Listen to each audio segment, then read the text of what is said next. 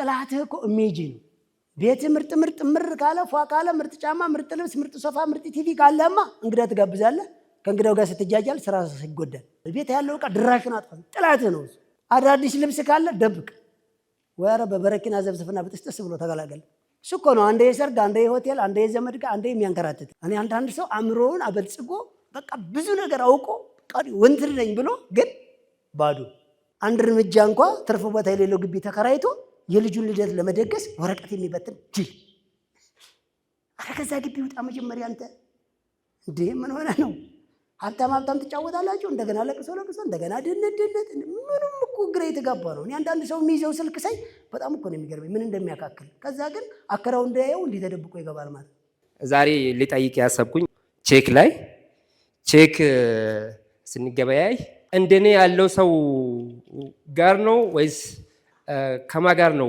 መገበያየት የሚችለው? 0 እስከ 100 ሺህ ብር ድረስ ነው ስራ መጀመር ይቻላል የተባለው። ከዚያ በላይ አይቻልም ተብሏል። ግን አሁን የስራ የምሰራው ከዚያ በላይ ባለ ህንፃ መሳሪያ ላይ ነው የምሰራው። ከእናንተ ጋር መስራት እንዴት እችላለሁ? አሁን ለምሳሌ ባገኛችሁት ብር በላዩ ላይ እቃ ግዙ ብለሃል።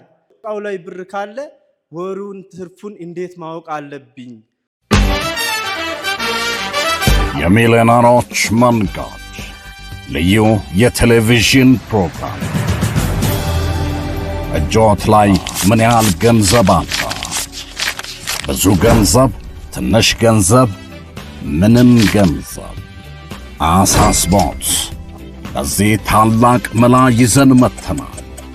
ሚሊዮኖችን በአጭር ጊዜ ሚሊዮነር የሚሆኑበት የቢዝነስና የሥራ ጥበብ ሥልጠና ልዩ የቴሌቪዥን ፕሮግራም የሚሊዮነሮች መንገድ በበላይ አትክልትና አስቤዛ መሥራችና ባለቤትነት በበላይ መልቲ ሚዲያ ይዘጋጃል። ዘወትር ቅዳሜ ከምሽቱ 2 ሰዓት ጀምሮ በሀገሬ ቴሌቪዥን ይቀርባል። የሚሊዮነሮች መንገድ እንዴት ሚሊዮነር እሆናለሁ ብለው አይጨነቁ። እኛ ዘንድ በተግባር ተፈትነው ውጤታማነታቸው የተረጋገጠ የቢዝነስ ጥበቦችን ይኮመኩማል። ይሰለጥናሉ፣ ይማራሉ፣ ቢዝነስዎን ይጀምራሉ፣ ስኬታማ ይሆናሉ። የሚሊዮነሮች መንገድ ሰርቶ መለወጥ ይቻላል፣ ተችሏልም። የሚሊዮነሮች መንገድ አለን። ሰላም ጤና ይስጥልን ውድ ተመልካቾቻችን፣ ይህ ሳምንታዊው የቢዝነስና የስራ ጥበብ የስልጠና ፕሮግራማችን ነው። ዛሬም በዚህ በታላቁ በሚሊዮኖች መንደር ታሪክ ራሱን እየደገመ ይገኛል። አዎ ያኔ ጠላታችን ስሙ ወራሪ ነበር። የዛሬው ጠላታችን ስሙ ደግሞ ምንድን ነው? ድህነት። ድህነትን ድል ለማድረግ እዚህ ሚሊዮነሮች መንደር መንገድ አለ ይሉናል ታላቁ ሰው። አዎ ዛሬም ዳግማዊ የኢኮኖሚ አድዋን እያየን ነው። የዚህ መሪ ደግሞ ዋናው አቶ በላይ ሞርዴ ማንኛውም ዜጋ በኪሱ ባለች በትንሿ መነሻ 100 ብር እስከ 100 ሺህ ብር መነሻ ካፒታል በማስመዝገብ በ2 ዓመት ውስጥ ሚሊዮነር አድርጋለሁ ሲል ሁሌም ከጎኑ በመሆን የምታበረታውና አይዞህ የምትለው ዳግማዊት እቴጌ ጣይቱ ማናለች? ወይዘሮ ኪያ እሸታለች። በዚህ እንዳልኳችሁ በታላቁ የሚሊዮነሮች መንደር ድህነትን ድል እያደረግን ስንገኝ በጀግናችን በአሰልጣኛችን ትልቅ መሪ ቃል ስለሆነ እጅግ በጣም ደስ ይለናል። አዎ ይህም ፕሮግራም ለምትከታተሉ ወገኖቻችን በሙሉ አንድ መልእክት አለን። ይህም ያለፈው ታሪካችን ኩራታችን እንደሆነ ሁሉ የወደፊት ስኬታችን ደግሞ ለትውልድ የምናወርሰው ዳግማዊ የኢኮኖሚ አድዋችን ይሆን እንላለን። ጀግናው አሰልጣኛችን አቶ በላይ ሞርዴን ወደ መድረክ በሞራል ገብዙልን። ታላቁ መሪያችን ሀገር ማለት ሰው ነው፣ ሰው ማለት ሀገር ነው። ይህ ታላቅ ሰው የቢዝነስ ስልጠናን በሀገራችን በዚህ ማለት ሞራል ያንሳል። ዛሬ ታላቅ ሰው ናቸው። ሞራል ስጡልን። እኚህ ሰው ይላሉ በኢትዮጵያ ሀገር ማለት ሰው ነው፣ ሰው ማለት ሀገር ነው። ጀግናው አሰልጣኛችን እየመጡ ነው። እነሆ ያንሳል።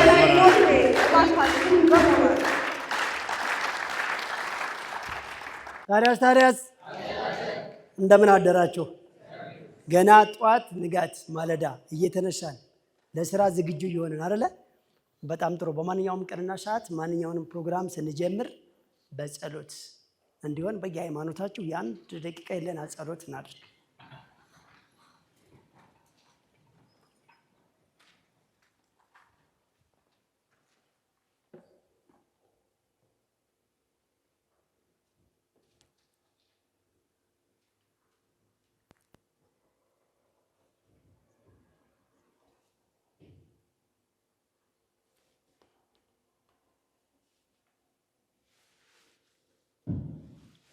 እሺ አረፍ በሉ። በማንኛውም ቀንና ሰዓት ስለ ሚሊዮነሮች መንገድ ስናወራ የሚሰማን ሚሊዮነርነት ነው። ከዛ በመቀጠል የሚሰማን ሀቀኝነት ነው። ከዛ በመቀጠል የሚሰማን ሰላም ነው። ከዛ በመቀጠል የሚሰማን እረፍት ነው። ለምን ከተባለ በሚሊዮነሮች መንገድ የአመለካከትና ኢኮኖሚ ለውጥ ለማምጣት አንዳችም የሚያስቸግር ነገር ስለሌለ በትንሽ ገንዘብ በትንሽ ጊዜ በየትኛውም ቦታ በማንኛውም ሰዓት የገንዘብና የአመለካከትና የኢኮኖሚ ለውጥን ማምጣት እጅ ላይ ባለ ገንዘብ እጅ ላይ ባለ ጊዜ በየትኛውም ቦታ ማንኛውም ሰው ኢትዮጵያ ውስጥ ሰርቶ መለወጥ የባህል ጨዋታ ያክል ቀላል ነው ያልነው የተጫወትነውን የዘፈንነውን የኖርነውን እያደረግንም ያለውን ወደፊትም የምናደርገውን ጭምር ስለሆነ ለራሳችሁ እስኪ ሞቅ አድርጉና ጀምሩት ፕሮግራሙ። በጣም ጥሩ። ብዙ አይነት ስልጠናዎች አሉ በሀገር ውስጥም በውጭም በመደበኛም በጊዜያዊነትም እንደዛ አይነትም አዳራሽ። ይህ ፕሮግራም ለመሆኑ ከሌላው ለየት የሚያደርገው ምንድን ነው? አንድ በተግባር ነው እጃችሁን ይዞ የሚያሰለጥናቸው። አሰልጥነን አስመርቀን የምስክር ወረቀት ሰጥተን አይደለም የምንለቃችሁ። ትሰለጥናለህ፣ ስራ ትሰራለህ። ስራ በየወሩ ይታያል። ሚሊዮነር ስትሆን ብቻ እኛ እንለያለን። ሌላው ምንም ገንዘብ ሳትከፍል ምንም አይነት ማንነትህ ሳይለካ ሳይጠየቅ መስፈርት ሳታሟላ ሰው በመሆን ብቻ የምትሸለፍበት ነው። ወደ ፋይናንስ እንመጣ። እንደምታውቁት ከ100 ብር ጀምሮ እስከ 100 ሺህ ብር ድረስ ያላቸው ሰዎች መሳተፍ ይችላሉ። ያው እንግዲህ ሰዎች አክቲቭ ኢንካም ይወዳሉ፣ ቤዚክ ኢንካም ይወዳሉ። ለመሆኑ ታዲያ ሁለቱንም ያካተተ ፕሮግራም ተከታዮቹ የድሉን ያክል አይደሉም። ለምን ከተባለ እዚህ ጋር ጥንቃቄ አድርጉ። ብዙ ጊዜ አስመሳይና ተመሳሳይ ነገር ጆሮአቸውን ስላደማውና ስለጎዳው አሁንም ያ ነገር አለ ብለው ስለሚፈሩ፣ ነገር ግን ስኬት የፈሪዎች ነች ወይስ የደፋሮች? የደፋሮች ነች። ጥሩ። ለማንኛውም እናንተ ደፋሮች ስለሆናችሁና ይህን ድል ስላገኛችሁት አሁንም ለራሳችሁ በጣም ጥሩ። ብዙ ገንዘብ ከፍለን ግን ለነፃው ልንፈራ አይገባም። ብዙ ሀገር ሄደን ግን ሀገራችን ላይ ለመስራት ልንፈራ አይገባም። በትልቅ ጀምረን ግን በትንሹ ላይ የሚጀምረው ልንፈራ አይገባም። በቲዮሪ ብቻ ለምንማረው ደፍረን አሁን ግን በተግባር እየታየ ለሚመጣው ለውጥ ልንፈራ አይገባም። ይህ እጅግ በጣም የድንቁርናና የመጨረሻ የሞት ካልሆነ በስተቀር። በጣም ጥሩ። ዛሬ ለማንኛውም በደንብ አስምሩበት። የምንማማረው እያንዳንዷ ችግር የምንላትን ነው።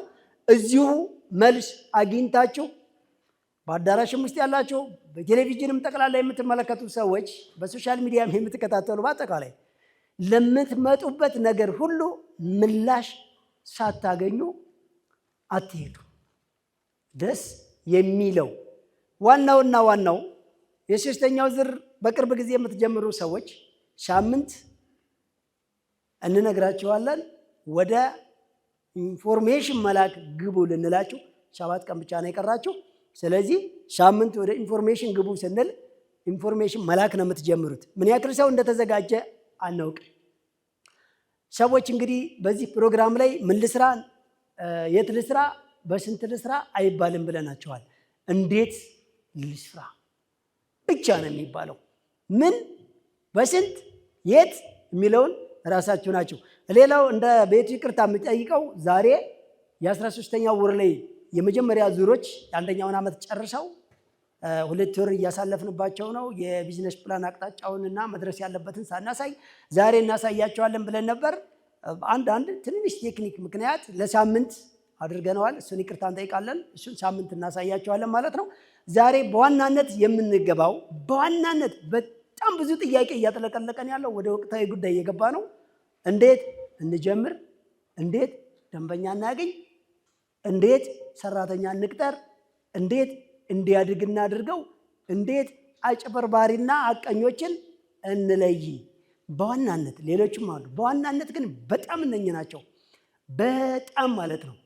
እና እንዴት እንጀምር ለሚለው ከጀመርስ በኋላ እንዴት ደንበኛ እናያዝ፣ ከዛ እንዴት እናስቀጥለው፣ እንዴት ሰራተኛ ልቅጠር፣ እንዴት ልቆጣጠር፣ እንዴት ልደግ ከሚለው ጋርና እንዴት አጭበርባሪና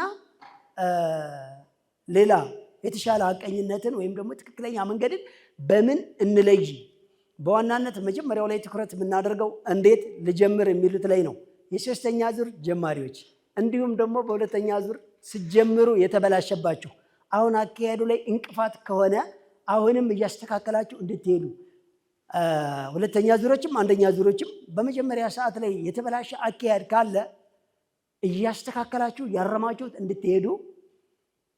የሶስተኛ ዙርና የቅርብ ቀን ጀማሪዎች ግን ሳምንት ኢንፎርሜሽን የምትልኩት ያው ስለ ኢንፎርሜሽን አውርተናቸዋል።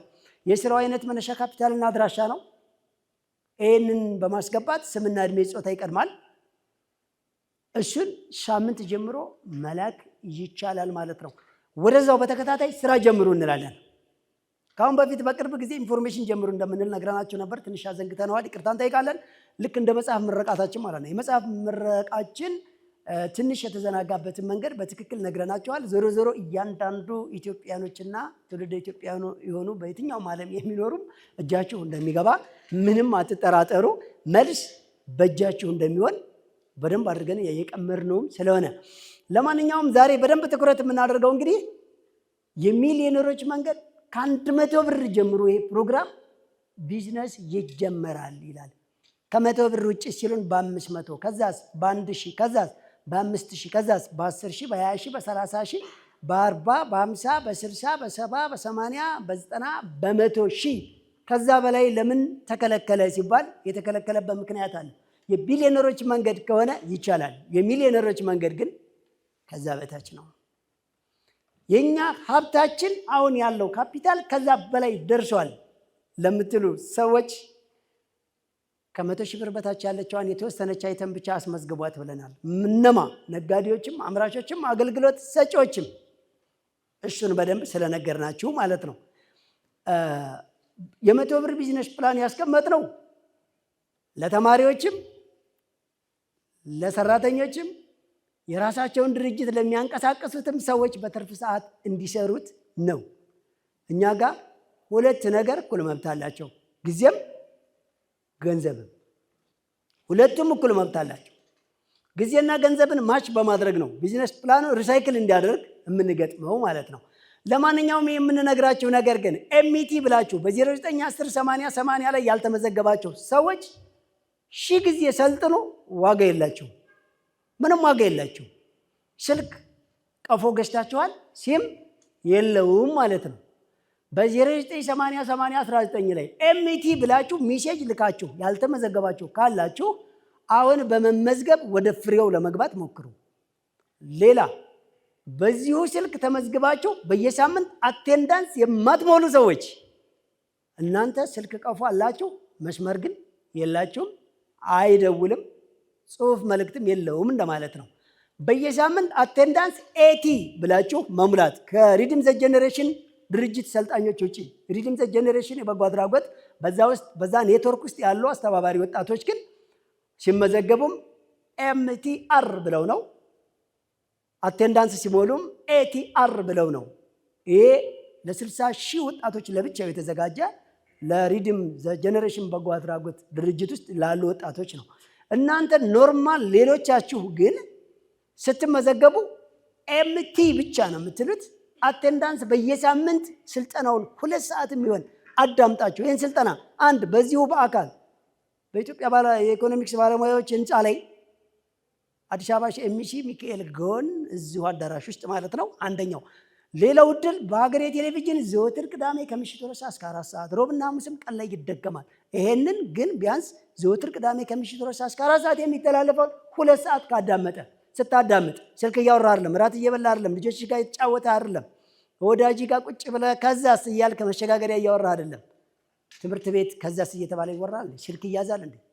ቁጭ ብለህ ከአንድ እስከ መጨረሻ ይሄን ሰምቼዋለሁ። ተመሳሳይ ነው፣ አይቻልም። ከዛ በዘለለ በላይ ሚዲያ ብለህ ዩቲዩብ ቻናል ላይ በመግባት ዘወትር እሑድ ከቀኑ 5 ሰዓት ጀምሮ ይለቀቃል። በተመቸ ሰዓት ገብተህ በላይ ሚዲያ ብሎ ገብቶ አንዳንድ ሰዎች አዲስ የተለቀቀውንና የቆየውን አላቅም ይሉኛል። እንዴቱ ይለያል እኮ።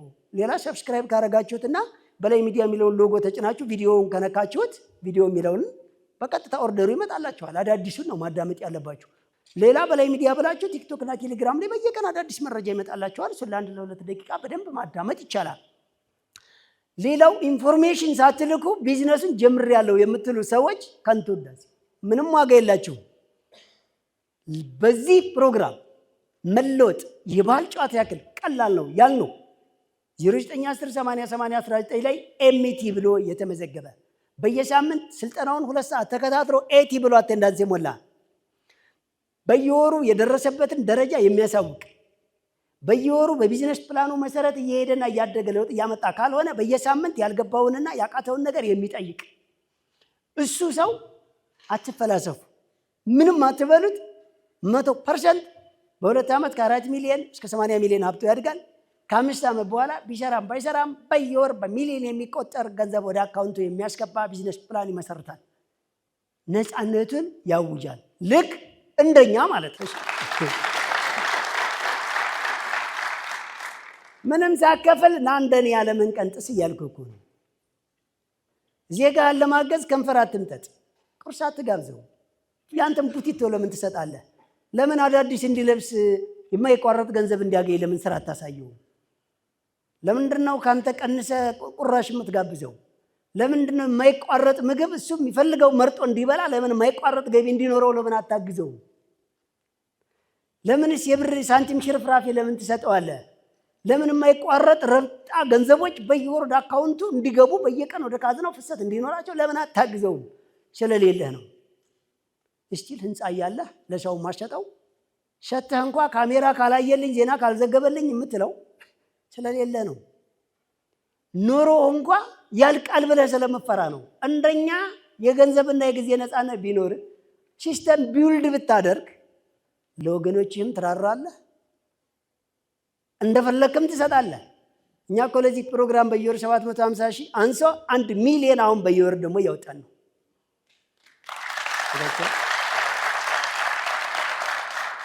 ክፈሉን አላልንም፣ መዝግቡ እንዳረሱት አላልንም፣ አመስግኑን አላልንም፣ አላልናችሁም። እኛ ያልነው የኛ በጎነት ካሳሰባችሁ የኛ ሚስጥር ወደ እናንተ የስኬት ሚስጥርን መናገሩ የአደባባይ የይፋዊ ዜና ማድረጋችን ከገረማችሁ ተለውጣችሁ ዋሉልን ያላችሁ። የኛ ውለታ የሚከፈለው ምን ስታደርጉ ነው? ስትቀየር፣ ስትለወጥ። ምናልባት በሚሊዮን የሚቆጠር ገንዘብ ያላችሁ ፕሮግራም ትከታተላላችሁ፣ ምንም የሌላችሁም ትከታተላላችሁ፣ ይታወቃል። ነገር ግን የጊዜና የገንዘብ ነፃነት አላችሁ ወይ? በላይ በዚህ 2 ዓመት ለድርጅቱ 1 ደቂቃ ሰርቶ አያውቅም። ለኢትዮጵያ ሕዝብ እየሰራ ነው። እናንተስ ስልካችሁ ቢዚ የሆነው ስልክ እያወራችሁ ስነዱ የምትጋጩት፣ በየመስሪያ ቤቱ የምትጉላሉት፣ ጉዳይ አስፈጻሚ ጋር የምትሰክሱት፣ በየቦታው ቢዚ ነኝ የምትሉት ለድርጅታችሁ ነው ወይስ ለሀገራችሁ ሕዝብ ነው? ለድርጅታችሁ ከሆነ እስከ መቼ ነው ከድርጅታችሁ የምትወጡት?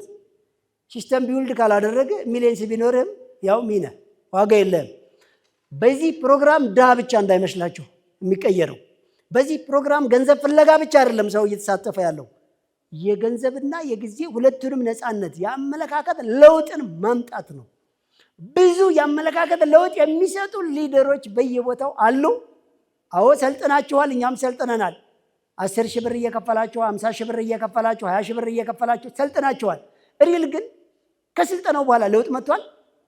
ታዲያ ካልመጣ ለውጥ ነው ስልጠናው ምንድን ነው? ያንተ ጭንቅላት ለማ አለማ መሬት ካላለማበት ምን ይሰራል? ኢኮኖሚውን ካላለማበት ምን ይሰራል?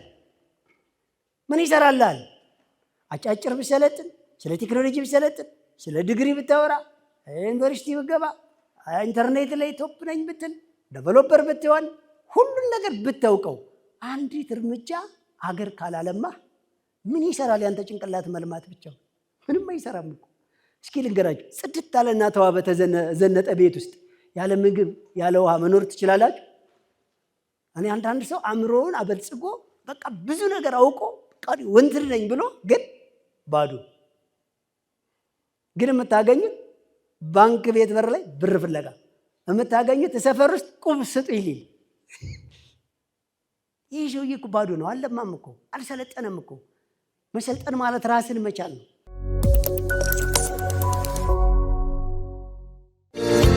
በአፍሪካ የመጀመሪያ የሆነውን የሚሊዮነሮች መንገድ የቢዝነስ ፕላንና የሥራ ጥበብ ሥልጠናን አዘጋጅቶ ያለምንም ክፍያ በነፃ ለህብረተሰቡ በማደል ፋና ወጊና አብሪ ኮከብ ነን።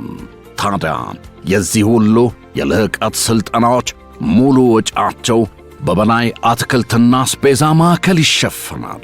አስደማሚ ነው። እርሶም ከበላይ አስቤዛና አትክልት ሲሸምቱ በአገልግሎታችን ይደሰታሉ። በሀገራችን የቢዝነስ ስልጣኔ ላይ አሻራውን ያትማሉ። በአንድ ጠጠር ሁለት ወፍ ይሏል። ይህ ነው በላይ አትክልትና አስቤዛ። ቁጥር 1 ካራ ኮተቤ መድኃኔ ዓለም መግቢያ 60 ሜትር ገባ ብሎ፣ ቁጥር 2 በእድሳት ላይ ነው። ቁጥር 3 ወደ ኮተቤ ገብርኤል በሚወስደው አዲሱ አስፓልት ላይ፣ ቁጥር 4 ወሰን ወደ ራእይ ጤና ጣቢያ መግቢያ ከዋናው አስፓልት 30 ሜትር ገባ ብሎ፣ ቁጥር 5 ፊጋ መስቀለኛ ወደ መገናኛ ታክሲ መያዣው ጋር ከ500 በላይ የእርሻና የፋብሪካ ምርቶችን በአንድ ቦታ በተመጣጣኝ ዋጋ ይሸምቱ፣ ይንበሽበሹ። በ0911 9924 11 ሃሎ ይበሉን። በላይ አስቤዛ ማዕከል የጊዜውና የኢኮኖሚው ብቸኛ ጋር። በላይ አስቤዛ ማዕከል።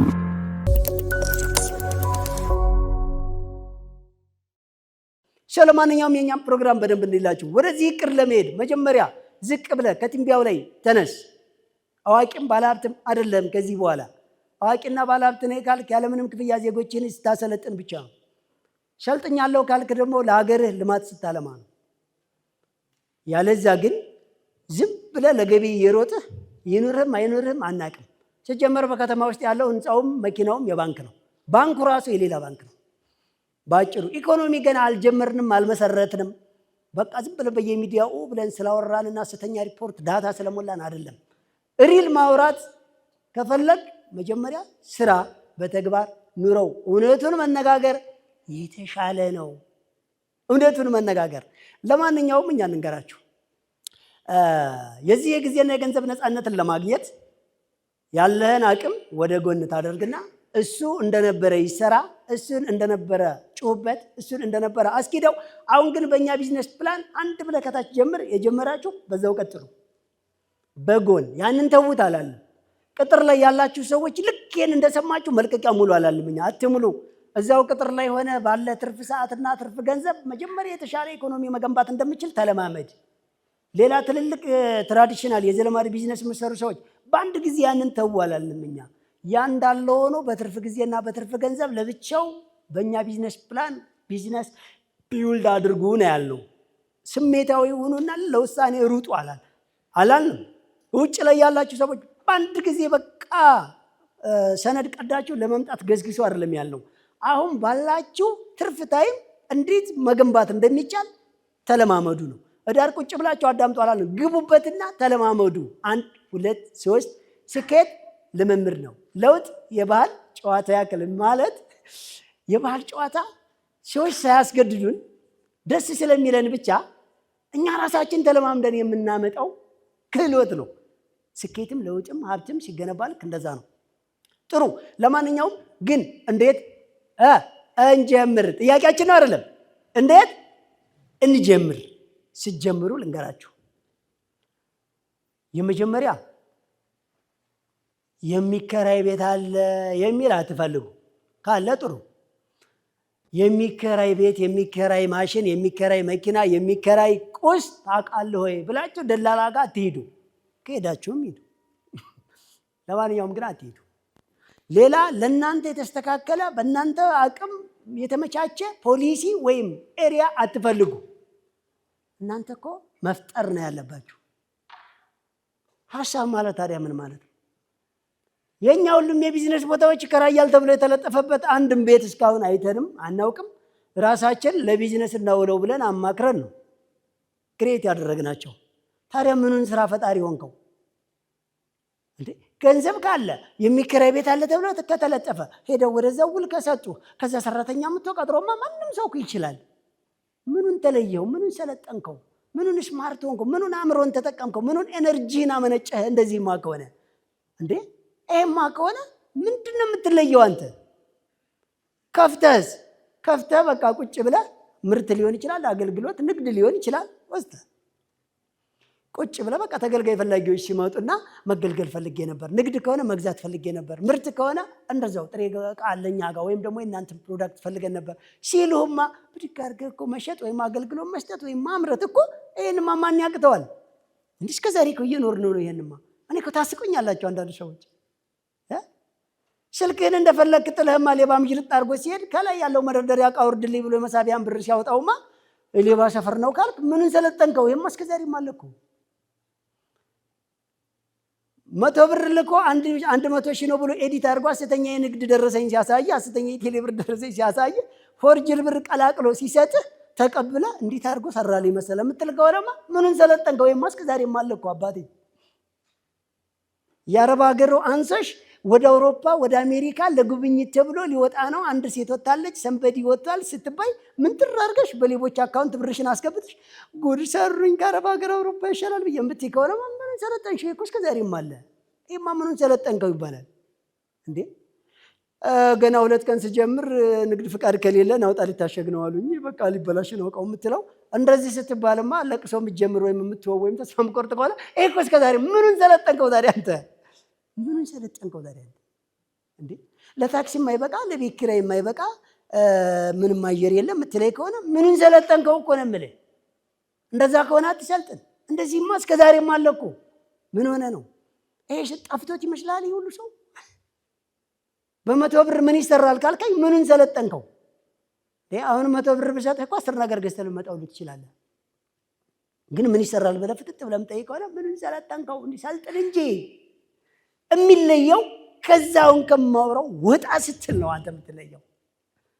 ከዚህ አሁን ከማውራው ወጣ ስትል ይኸውልህ፣ ደንበኛ የለም የምትለው ደንበኛ የምትፈጥረው አንተ ነህ። ለማን ነው የለም ብለህ የምትናገረው? ለበላይ፣ ለሚሊዮኖች መንገድ፣ ለሀገሬ ቲቪ ወይስ ለማን እንደምትናገረን ያልገባኝ። ለመንግስት፣ ለእናትህ ይሆን ወይስ ለአባት ወይስ ለአብሮ አደጎች ወይስ ያብር ስታገኝ ለሚያጅቡና እናንጨፍርበት ለሚሉ ሰዎች ለማን እንደምትናገር ግራ ገባኝ። ለራስህ ከሆነ እዛው ራስህ መላከርክ እንጂ መላፍጠር እንጂ እንዴ ደንበኛ የለም። ደንበኛ ማንም ያመጣው ለበላይ አትክልትና አስፔዛ ደንበኞች እኮ አንተ አይደለም ያመጣለት ራሱ ነው። አስፔዛው እንዳይመስልህ በላይ ነው። ከበላይ በኋላ ሰራተኞች ናቸው። ታማኝ ወታደር የሆኑ ለቢዝነሱ ወንትድ የሆኑ ራሳቸውን አሳልፈው የሚሰጡ ከባለቤት በላይ የሚቆጣጠሩ እሱም የሊደርሺፕ ኳሊቲ እንመጣበታለን፣ እነግራቸዋለሁ። ስለዚህ አባቴ መብረቅ እኮ ነህ አንተ። ኤነርጂ እኮ አንተ ውስጥ አለ። እንደዚህ ሲል የማነቃቃት የሞቲቬሽናል ስፒከር ኮርስ እንዳይመስልህ፣ የምትችለውን ነው የማወራህ። እንደዚህ የምልህ ስራ ጀምርና ትችላለህ እያልኩ ነው። ቆይ እንደው አንድ ነገር ልበላችሁ። ስለ ሌባ ማጥናት ባይቻልም ስለ ሌባ አንድ ነገር ልበላችሁ። ሌቦች በምን አይነት ስሌትና ሳትባንኑ ከቦርሳችሁ በምላጭ ቆርጠው ወይ ዚፕ ከፍተው ወይ ማንጠልጠያውን በጥሰው እንዴት ብር እናንተንና ወርቅና ሞባይል ብር እንዴት ቀምተው መሮጥ እንዳለባቸው የተለየ ክህሎት፣ የተለየ ጥናት፣ የተለየ ብቃት ይሰለጥናሉ። የተለየ ነው የምላችሁ።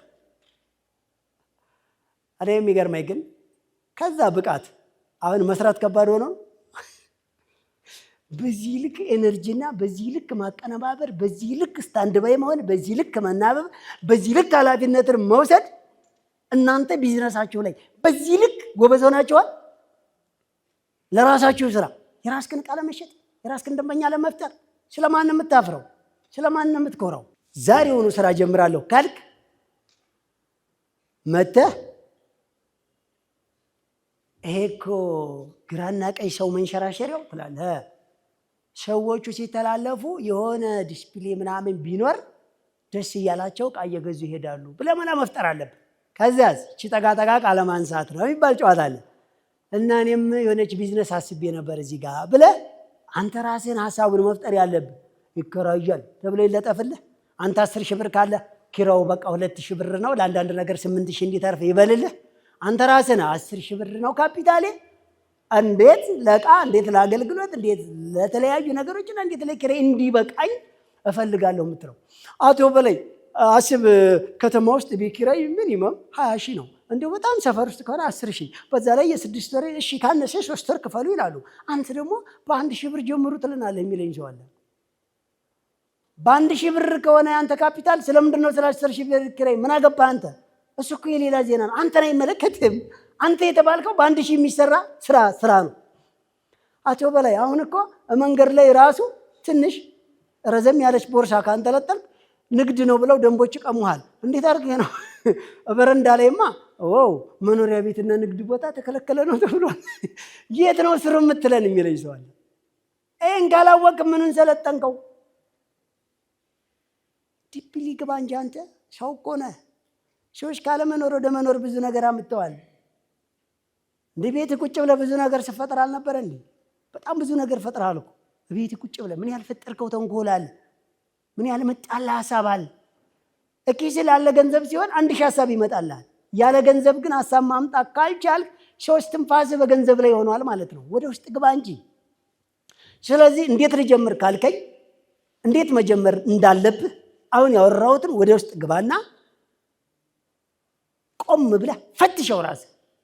ደግሞ ልንገርህ፣ ነገ በል። ሀሳቡ ዛሬ ተግባሩ ነገ።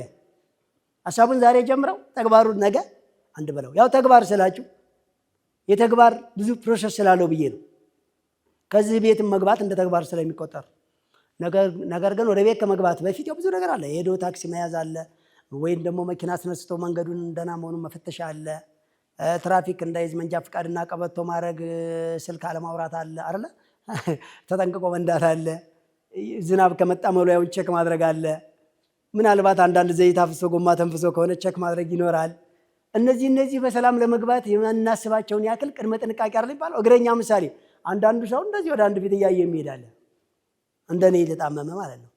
ከዚህ የሚመጣው መኪና ቼክ የማያደርግ ምን ነው ስትለው፣ እኔ እኮ የከተማ ልጅ ነኝ ልንገርህ፣ የኛው መንገድ ወደዚህ ነው የሚሄጃው። እሺ ያኛው መንገድ ብቻ ነው ወደዚህ የሚሄድ። በዚህኛው መንገድ እኮ አምቡላንስ ሊመጣ ይችላል፣ ወታደራዊ ፍቃድ ያለው ሊያሽከረክር ይችላል፣ የተበላሸ መኪና ፍሬም በጥሶ ሊመጣ ይችላል። አይችልም። ግርም ከሚለኝ ወይ ወቁ ወይ አትወቁ። የማያውቅ ይጠይቃል፣ የሚያውቅ ያውቃል። አንዳንድ ሰው ወይ አያውቅም ወይ አይጠይቅም። ይኸውልህ የኛው መኪና ከዚህ ብቻ ነው የኛው መስመር አቅጣጫ የሚመጣው ተብሎ ወደዚህ ብቻ እያየ የሚሄድ ሰው አለ። በዚህ ልዩ መብት ያለው አካል ከመጣ በቃ ገባበት ማለት እኮ ነው። ኦሬዲ ቢዝነስም እንደዛ ነው። ይኸውልህ ዛሬ ጥርጥር አድርገህ ፈትሽ፣ የት እንዴት በምን። ከዛ ልንገራቸው፣ አጀማመርን በዚህ ሁኔታ ወራል። በአቅም ልክ ተንቀሳቅሰህ ወይም የምታውቀው አካል ላይ ወይም የምታውቀው ቦታ ላይ ወይም የማታውቀው ሰፈርና ወይም የማታውቀው ሰው ላይ አጀማመርን አሳምረዋል።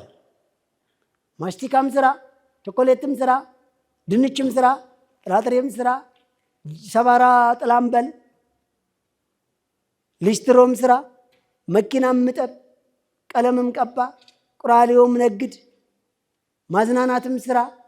ምንም ይሁን እሱ ያንተ አጀማመር ይሆናል። ለምሳሌ ልንገራችሁ፣ ትልቅ የሸቀጣሸቀጥ መደብር መክፈት የምትፈልጉ ሰዎች ግን ያላችሁ 100 ብር ከሆነ ብስኩት ግዙና መናኸሪያ ግቡ።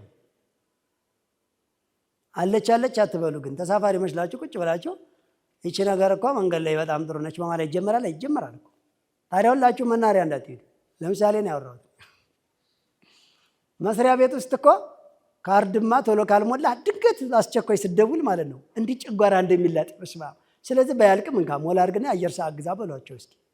ማሽቲካ ይዛችሁ አባቴ ከምግብ በኋላ ለዳጀ ሽርቅጭቅጭ አለ እኮ ጅማ አትበል እንጂ ትላላችሁ። በጣም ብዙ ነገር አለ። እንኳን አይደለም መስሪያ ቤታችሁ በር ላይ ቀደም ብላችሁ ኑና እስኪ ከነሱፋችሁ ወይም ከነሸሚዝና ከራፋታችሁ ጫማ መጥረግ ጀምሩ። ይሰራል። ከዚህ በኋላ ዝንጥበኛ ነው። ካለ ክፈል፣ ከሌለ እያስዋብ ግባ በሏቸው። ተባረክ። እንደረፈደብኝ ማነገረ በጣም ብዙ ነገር አለ። አባቴ ሳስበው ባዶ ወዲህ ትመስለኛለህ። እቺን ሳንዱች ገመጥ እያረክ ግባ እስኪ በለው። ሌላ ነገር ይዘህ ሄድና ሲጀመር እናንተ መኮፈስ የምትፈልጉት በባዶ። ለማንኛውም እኔ በደንብ ስነግራችሁ አሁን እኛ ጋር በጣም የተቸገር ነው። ሁላችሁም የኛ ፕሮግራም ከባንክ ጋር ያገናኛል ብትባሉ ያክስት ያጎት ልጆቻችሁን ጠርታችሁ ቤት ያለች ሰራተኛ ሳይቀር መታወቂያ አሰርታችሁላት ግር ብላችሁ ሰልፍ ነው የምትይዙት። ለምን? ከባንክ ጋር እናገናኛለና። ብድር ስንት ነው ብድር በፈለጋችሁ ብትባሉ አቤት ቁጥር ስጠሩ ሁላችሁም በሚሊዮን ቤት ነው የምትጠሩት። አታውቁም እኮ ስለ ስራው። ብር ከመጣ ስራ የሚያሰራ ይመስላችኋል።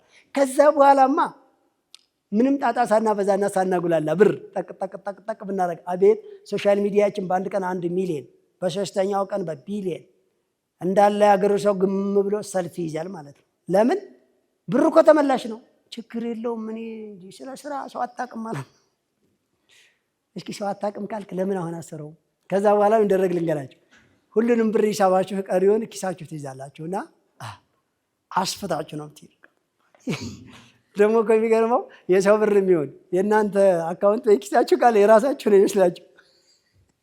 በስመ አብ ጢባር አባቴ ጠዋት ምን እንደሚበላ ሳልኩት እኮ ምሳ ሰዓት ታየኝ እኮ ምሽት እኮ ታየኝ። አንድም ሰው ቤቱ አይገባም። ብሮድ ሲለጠልጠው ነው የሚያምር። የትም የሚያድራል። እኔ አንድ ድርጅት ውስጥ ስሰራ ደስ የሚለው ለአቅመ አዳም አልደረስኩም ነበርና መታወቂያ ማውጣት አካውንት መክፈት አልችልም ነበረ በሰዓቱ። በዛን ጊዜ እንደዚህ የህፃናት የዲጂታል አካውንት ሆና የሚባልም አለ። ይኑር አይኑርም አላውቅም። እኔ ምርጥ ሰገጤ ስለነበርኩ፣ ስለዚህ በደመወዝ ማግስት አብዛኛው ሰው አይመጣም። እኔ ነበርኩ ቶሎ የምመጣው። ማለትም ሁሉም ብሩን ጨርሶ ይገባልና እኔ ያው ደመወዝን አልቀበልም፣ እዚያው ነው የሚቀመጠው። አያቸው አንዳንድ ጊዜ አማራጭ ስታጡ ብሩ እዛው ይቀመጥና በኋላ ሀብታም ያደርጋቸዋል። የተሻለ አጉል ማውቅ እኮ ምንም አይሰራም። ሲሆን ለማንኛውም ስነግራችሁ ያ ገንዘብ ከጭንቅላታችሁ በልጦ ነው ወይ ስራ ይሰራል ብላችሁ ያመናችሁበት? አንተ ሰው በሰራው ማቴሪያል ጭንቅላት ግን አስበለጥከው። ያንተ ጭንቅላት ስራ መፍጠር አልቻለም፣ ግን ገንዘብ ስራ ይፈጥራል ብለህ እርግጠኛ ሆነ ወሰድህ። ከዛ እኮ ታየኝ ትልልቅ ኢንቨስትመንት ላይ ገባችሁ። ሰራተኛ ማናጀር ቀጠርክ። አንተ አስፍተህ ነው የምትሄደው። ዘመናዊ መኪና ትይዛለህ። ሁሉም በየበኩሉ ይገነጥልልሃል። ከወር በኋላ ጭንቀት ይጀምራል። አየናቸው እኮ ልንገራችሁ። እኔ ቢሮ በቀን ቢያንስ 5 ሰው 6 ሰው ከሚመጡት ውስጥ 5-6 ሰው እብደት ጀምሮት ይመጣል። ሌላው ሁሉም ተው አሁን ደይን እንዴት ልክፈል ይሉኛል። እኔ ደግሞ ስለ ዕዳ አከፋፈል አላጠናሁም። አሁን እኔ ያጠናሁት ከዚህ በኋላ እንዲባል ሀብት መሆን እንዳለበት ብቻ ነው።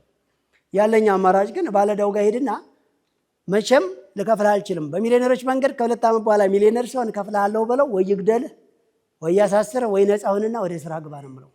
ሂድና ንገረው።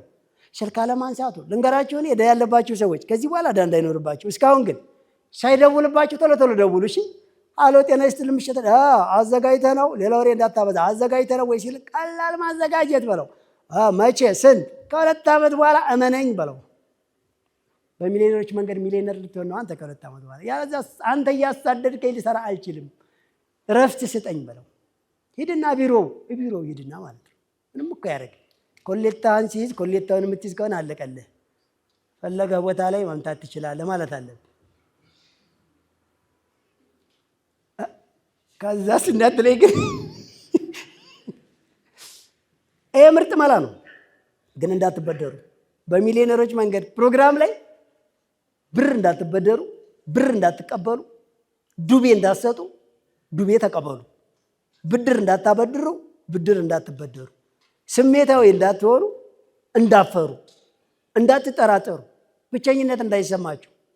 ቅልጥ ያለ ምድር ቀውጢ ቢሆን አንድ ቀንም ፍርሃት እንዳይሰማ።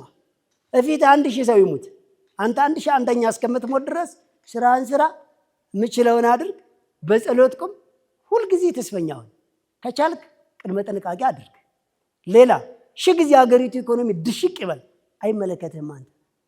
በዚህ 7 ዓመት እኮ ያልተናጋ ኢኮኖሚ የለም። የበላይ አትክልትና ስፔዛ እንደ ሚሳኤል እየተኮሰ ነው ወደፊት። ሃይ ሰልፍ ኮንፊደንስ ቅድሚያ ጥናት አለ። ይኸውልህ ቅልጥ ቢል ዝቅ ብለህ ትንቢ ያለሰ ከመሬት መነሳትን ተለማምደነዋል። አንድ ሲጀመር ቀድሞ አደጋ እንዳይደርስበት እያንዳንዱ አካል ላይ መስራት ይጠይቃል። ድሃም ሆነ ተኮፍሰም አያዋጣም። ድሃም ሆነ በቀለኛም ሆነ አያዋጣም። ድሃም ሆነ ጢባራምም አኩራፊም ሆነ አያዋጣም። ሌላው ብዙ ሰው ቢዝነስ አዲስ ይጀምርና ስላለባበሱ ይጨነቃል። ስላለባበስ ልንገራችሁ፣ አሁን እኔ የምቀያይረው ስላለኝ ነው እንጂ እውነቱን ልንገራችሁ፣ 1 ዓመት ሙሉ አንድ ጃኬት ለብሼ አውቃለሁ። 2 ዓመት መድገም መብቴ ነው። ጫማዬ ጥምም እስከሚል መሄድ መብቴ ነው። ማንም አያገባው። ትችላለህ። እኔ አንዳንድ ሰው ትንሽ ቢዝነስ ይጀምርና ቁብ ይገባል። ቁቡ ስትወጣለት ሽክ ይላል ሮጦ። ሸክ መደረግ ማለት መታረድ ማለት ነው። እቤታችሁ ምርጥ ዕቃ ሀብታም ሳትሆኑ የማይቋረጥ ገቢ ሳይኖራችሁ አትግዙ። ቤት ምርጥ ምር ካለ ፏ ካለ ምርጥ ጫማ፣ ምርጥ ልብስ፣ ምርጥ ሶፋ፣ ምርጥ ቲቪ ካለማ እንግዳ ትጋብዛለህ። ከእንግዳው ጋር ስትጃጃል ስራ ሲጎደል ቤቴ ቢመጡ የቱ ጋር ሊተኙ የቱ ጋር ሊቀመጡ ነው ማለት አለበት። ቤት ያለው ዕቃ ድራሽን አጥፋ፣ ጥላትህ ነው። አዳዲስ ልብስ ካለ ደብቅ። ወረ በበረኪና ዘብዝፍና ብጥስጥስ ብሎ ተገላገል። እሱ እኮ ነው አንዴ የሰርግ አንዴ የሆቴል አንዴ የዘመድ ጋር አንዴ የሚያንከራትትህ። ምን አለ እንደኔ እንደ ድሮው አንድ ቲሸርት ከለሯ ለቃ ሜዲን ቻይና የምትለውም ጠፍታ እንደ መስተዋት እስከምታሳይ ድረስ እያጠብክ ምን ለብሳ ቢሆን ኖሮ ከሰዎች መገናኘት ራሱ ይደብርህ ነበር። ጥፍት ብለህ ስራ ቦታ። ጥላትህ እኮ ኢሜጅ ነው። ኢሜጅ ጥላትህ ነው። እንዴት እንድንጀምርን በዚህን ያክል ካወራኋችሁ በኋላ እኔ መጀመሪያው ላይ ምሳሌ ከሰጠው በኋላ ሌላውን ጣጣጣጣ ነው ማድረግላችሁ። ከዛ ግን እንዴት ደንበኛ ለያዝ በቀን አንድ ቃና አንድ ደንበኛ አንተ ሞታል እንዴ? በቀን አንድ ደንበኛ መያዝ ያቅታችኋል? በእግዚአብሔር ኧረ ተው። የመጀመሪያ ስራቸው ቦታ ስንመጣ እኮ አብዛኞቻቸው አናገኛቸው። ተው እንጂ ጎበዝ። ስራ ቦታቸው ላይ እንደዚህ ቁም፣ ከጧት እስከ ማታ ማንም አይምጣ። የምችሉ ጋር ደውሉ፣ የምችሉትን ተጣሩ፣ የምችሉትን እቃችሁም እናንተም ፎ አድርጎ አሳምሩ፣ አሳዩ፣ ቁጭ አትበሉ። በባዶ ካርቶንም ቢሆን መኖሪያ የቢዝነስ አቅጣጫችሁን አስተካክሉት። እያንዳንዷ አቅጣጫው ምንን፣ ፖስተሩን፣ ማስታወቂያውን፣ ድምፁን፣ ሶሻል ሚዲያውን፣ ጽሁፉን፣ ኮሉን፣ አትራክሽኑን፣ ጥሪውን፣ ሁሉንም የመጣውን ሰው 2 ሊገዛ ከመጣ 4 የሚገዛበትን መላ እናንተ ባነግሩትም እንዲገዛ ጋብዙት። ስለዚህ ለምሳሌ ልንገራችሁ። እኔ እንደዚህ ከጧት እስከ ማታ ስራ ቦታችሁ ላይ ብትቆሙ ይፈጠረው ልንገራችሁ። ሁል ጊዜ የሚያዩአችሁ ሰዎች ቢያንስ አንድ ቀን ዘወር ብለው እንትን አለ እንዴ ይሏቸዋል። ቢያንስ ጧት ሲሄድ ያየ ሰው ሁል ቀን ጧት ሲሄድ ካየ ማታ እሱ ጋር ገዛለሁ ብሎ ይመለሳል። ሁል ጊዜ ያለ ሬዲና። በቀን አንድ ቃና አንድ ደንበኛ ለመቀየር አትቸገሩ። እኔ ልንገራችሁ፣ በቀን 10 ብርም አትርፉ፣ አንድ ቃ ጨምሩበት። 100 ብርም አትርፉ፣ አንድ ቃ ጨምሩበት። በ100 ብር አትርፌ በ100 ብር ቃ ከጨመርኩ ምን እበላለሁ ካለከኝ 50 ብር እሺ አጥፋና በቃ በ50 ብር አንድ ቃ ጨምርሽ። አንተ በቀን አንድ ደንበኛ መፍጠር ካቃተ እየሰራህ አይደለም፣ ሞታል። በቀን አንድ ደንበኛ ከፈጠርክ በወር 30 ደንበኛ አለ። በአመት 365 ደንበኞች አሉ። እሁድ አዘጋም፣ የትንሣኤ ቀን አዘጋም። ለምንድን ነው የማዘጋው? ድርጅትህ አላደገም። ስለዚህ ደንበኛ ለመያዝ የስራ ቦታ ማሳመር፣ ስልክ መደወል፣ ፕሮስፔክት ማድረግ፣ የመጣውን ሰው ስለገዛኝ አመሰግናለሁ፣ ሌላ ቀን መጥተህ እንድገዛ ይፈልጋለሁ ማለት፣ ፍላየር ማስቀመጥ፣ ያንን ስልክ ቁጥር መስጠት፣ ረጅም ጊዜ አለማውራት፣ ወሬ አተርትሩት። ወሬ ስለተረተራችሁ ያ ሰውዬ ሊያወራችሁ እንጂ ሊገዛችሁ አይመጣም። ሲጀመር ደንበኛችሁ ከእናንተ የሆነ ነገር ተምሮ እንዲሄድ አድርጉት። ሌላ ታሪክ ሊያወራ ሲሆን ቀየሽ ታደርጋላችሁ። ስለ ዕቃ ሲያወራ በደንብ ታወሩታላችሁ። ስራ እየሰራችሁ ነው የምታወሩት። ስልክ በጆሯችሁ ትይዛላችሁ። አዎ እንትን አለ፣ ኧረ አለ፣ እንትን አልቋል፣ ከሰዓት ይመጣል፣ ችግር የለም፣ በጣም ነው የማመሰግነው፣ ምነው ጠፋ? እሺ ወዳጄ፣ እና ስልካችሁ እኮ አልጠራም፣ ምን ችግር አለው ብትሰኩሩ? ለሌላ ነገር ታወራዋለን ነበር።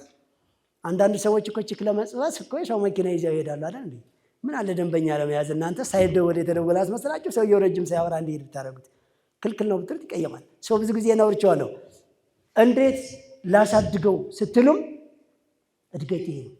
ኧረ በእናታችሁ በየቀን አንድ ዕቃ ከጨመራችሁ በወር እኮ 30 ዕቃ ነው። ከዛ በኋላ ልንገራችሁ፣ በየቀን አንድ ዕቃ ብቻ አይደለም ጨምሩት። ለምን በሉኝ፣ 30 ዕቃ ብዙ ነገር ይጨምራል አይጨምርም? በየቀን በአንድ ቀን 4-5 ዕቃ መጨመር ይችላል። ይኸውልህ ዕቃ ትጨምረ ደንበኛ መጨመር አለበት። ይህ ምሳሌ ሳወራ ለንግድ ብቻ ነው የምታወራው የሚሉ ሰዎች አሉ። ለንግድ ብቻ አይደለም።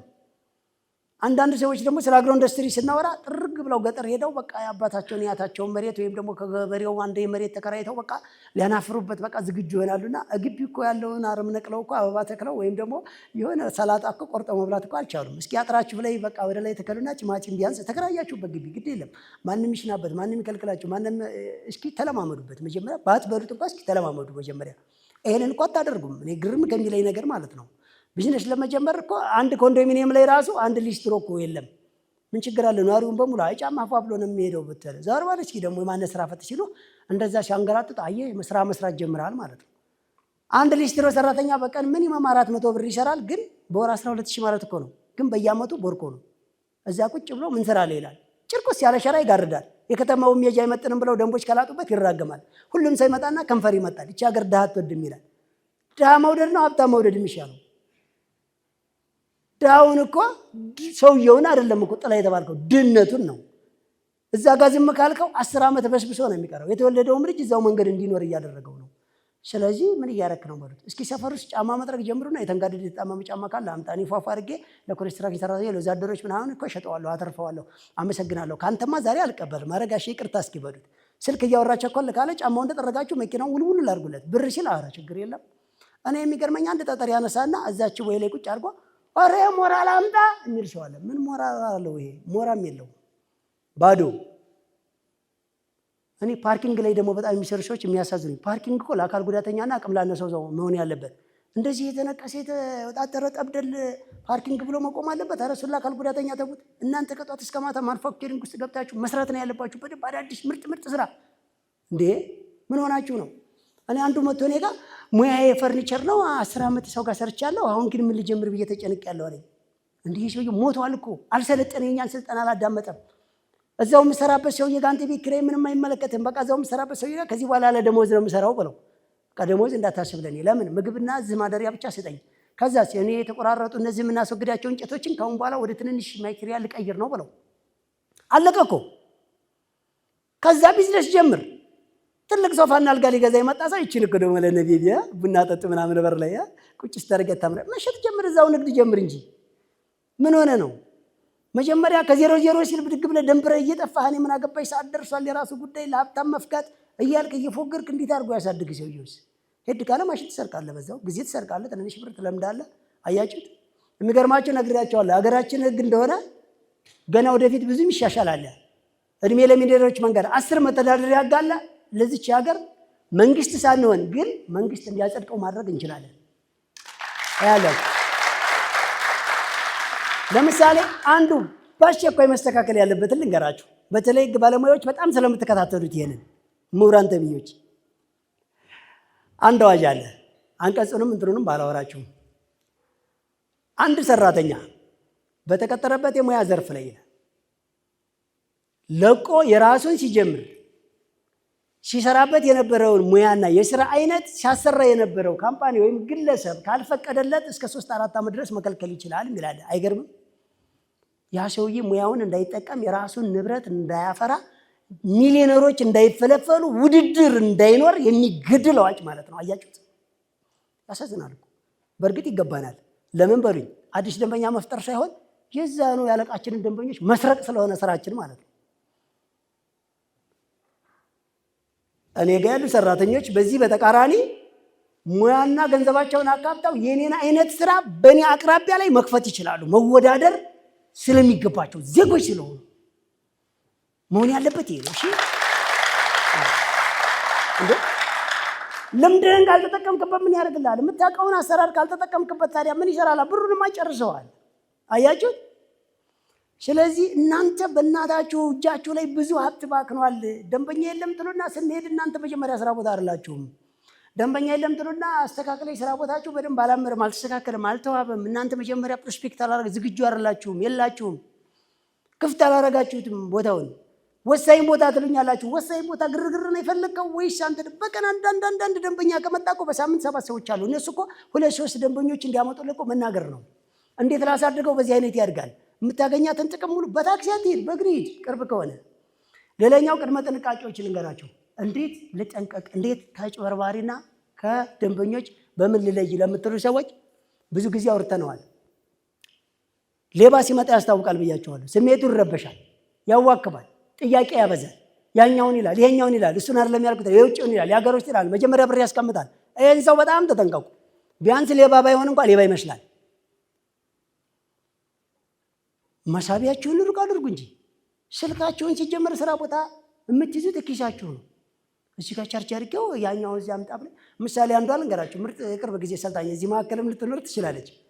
እርጎ ስንት ነው አሉኝ። ከዛ ይባለሽ ያለ፣ ከዛ ቅቤ ያለሽ ያለ፣ ከዛ ቁርስ ቤት እንጀምረው፣ ከዛ ኮንትራት ሰጭናለሽ ያለኝ፣ ከዛ እዛ ጋር ነው መግባት የማይችል ሰው ነው አምጪለት አለኝ። ከዛ ሰውየው እዛው ቆሞ ነው ወደ ውጭ ሲሄድ ስልኬን አውጥቶት ሄደ። ምናልባት ብር ማውጥቶ ሄዶ ሊሆን ይችላል።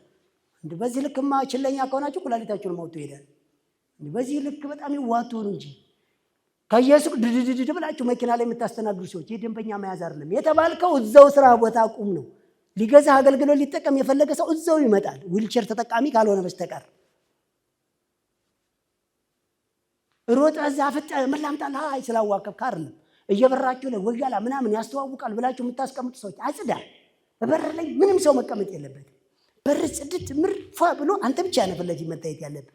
እንትን ፈልጌ ነበር የሚል ሰው ካለ ይቅርታ አንድ ጊዜ ና እስኪ ትንሽ መውጣት ስላልቻልኩ ነው በለው። ምናልባት አካል ጉዳተኛ የታማሚ ካልሆነ በስተቀር መውጣት። አካል ጉዳተኛ ነኝ ቢልህ እንኳ ተጠንቅቀህ ብርን አይተህ ስልክህን ቸክ አድርገህ ምናምን ነው መውጣት ያለብህ። በቀላል እኮ ነው የምትፎገሩ። በቃ በየቀን ሿሿ ይሰራሉ ሰዎቹ፣ በየቀን ሿሿ የሚሰሩ።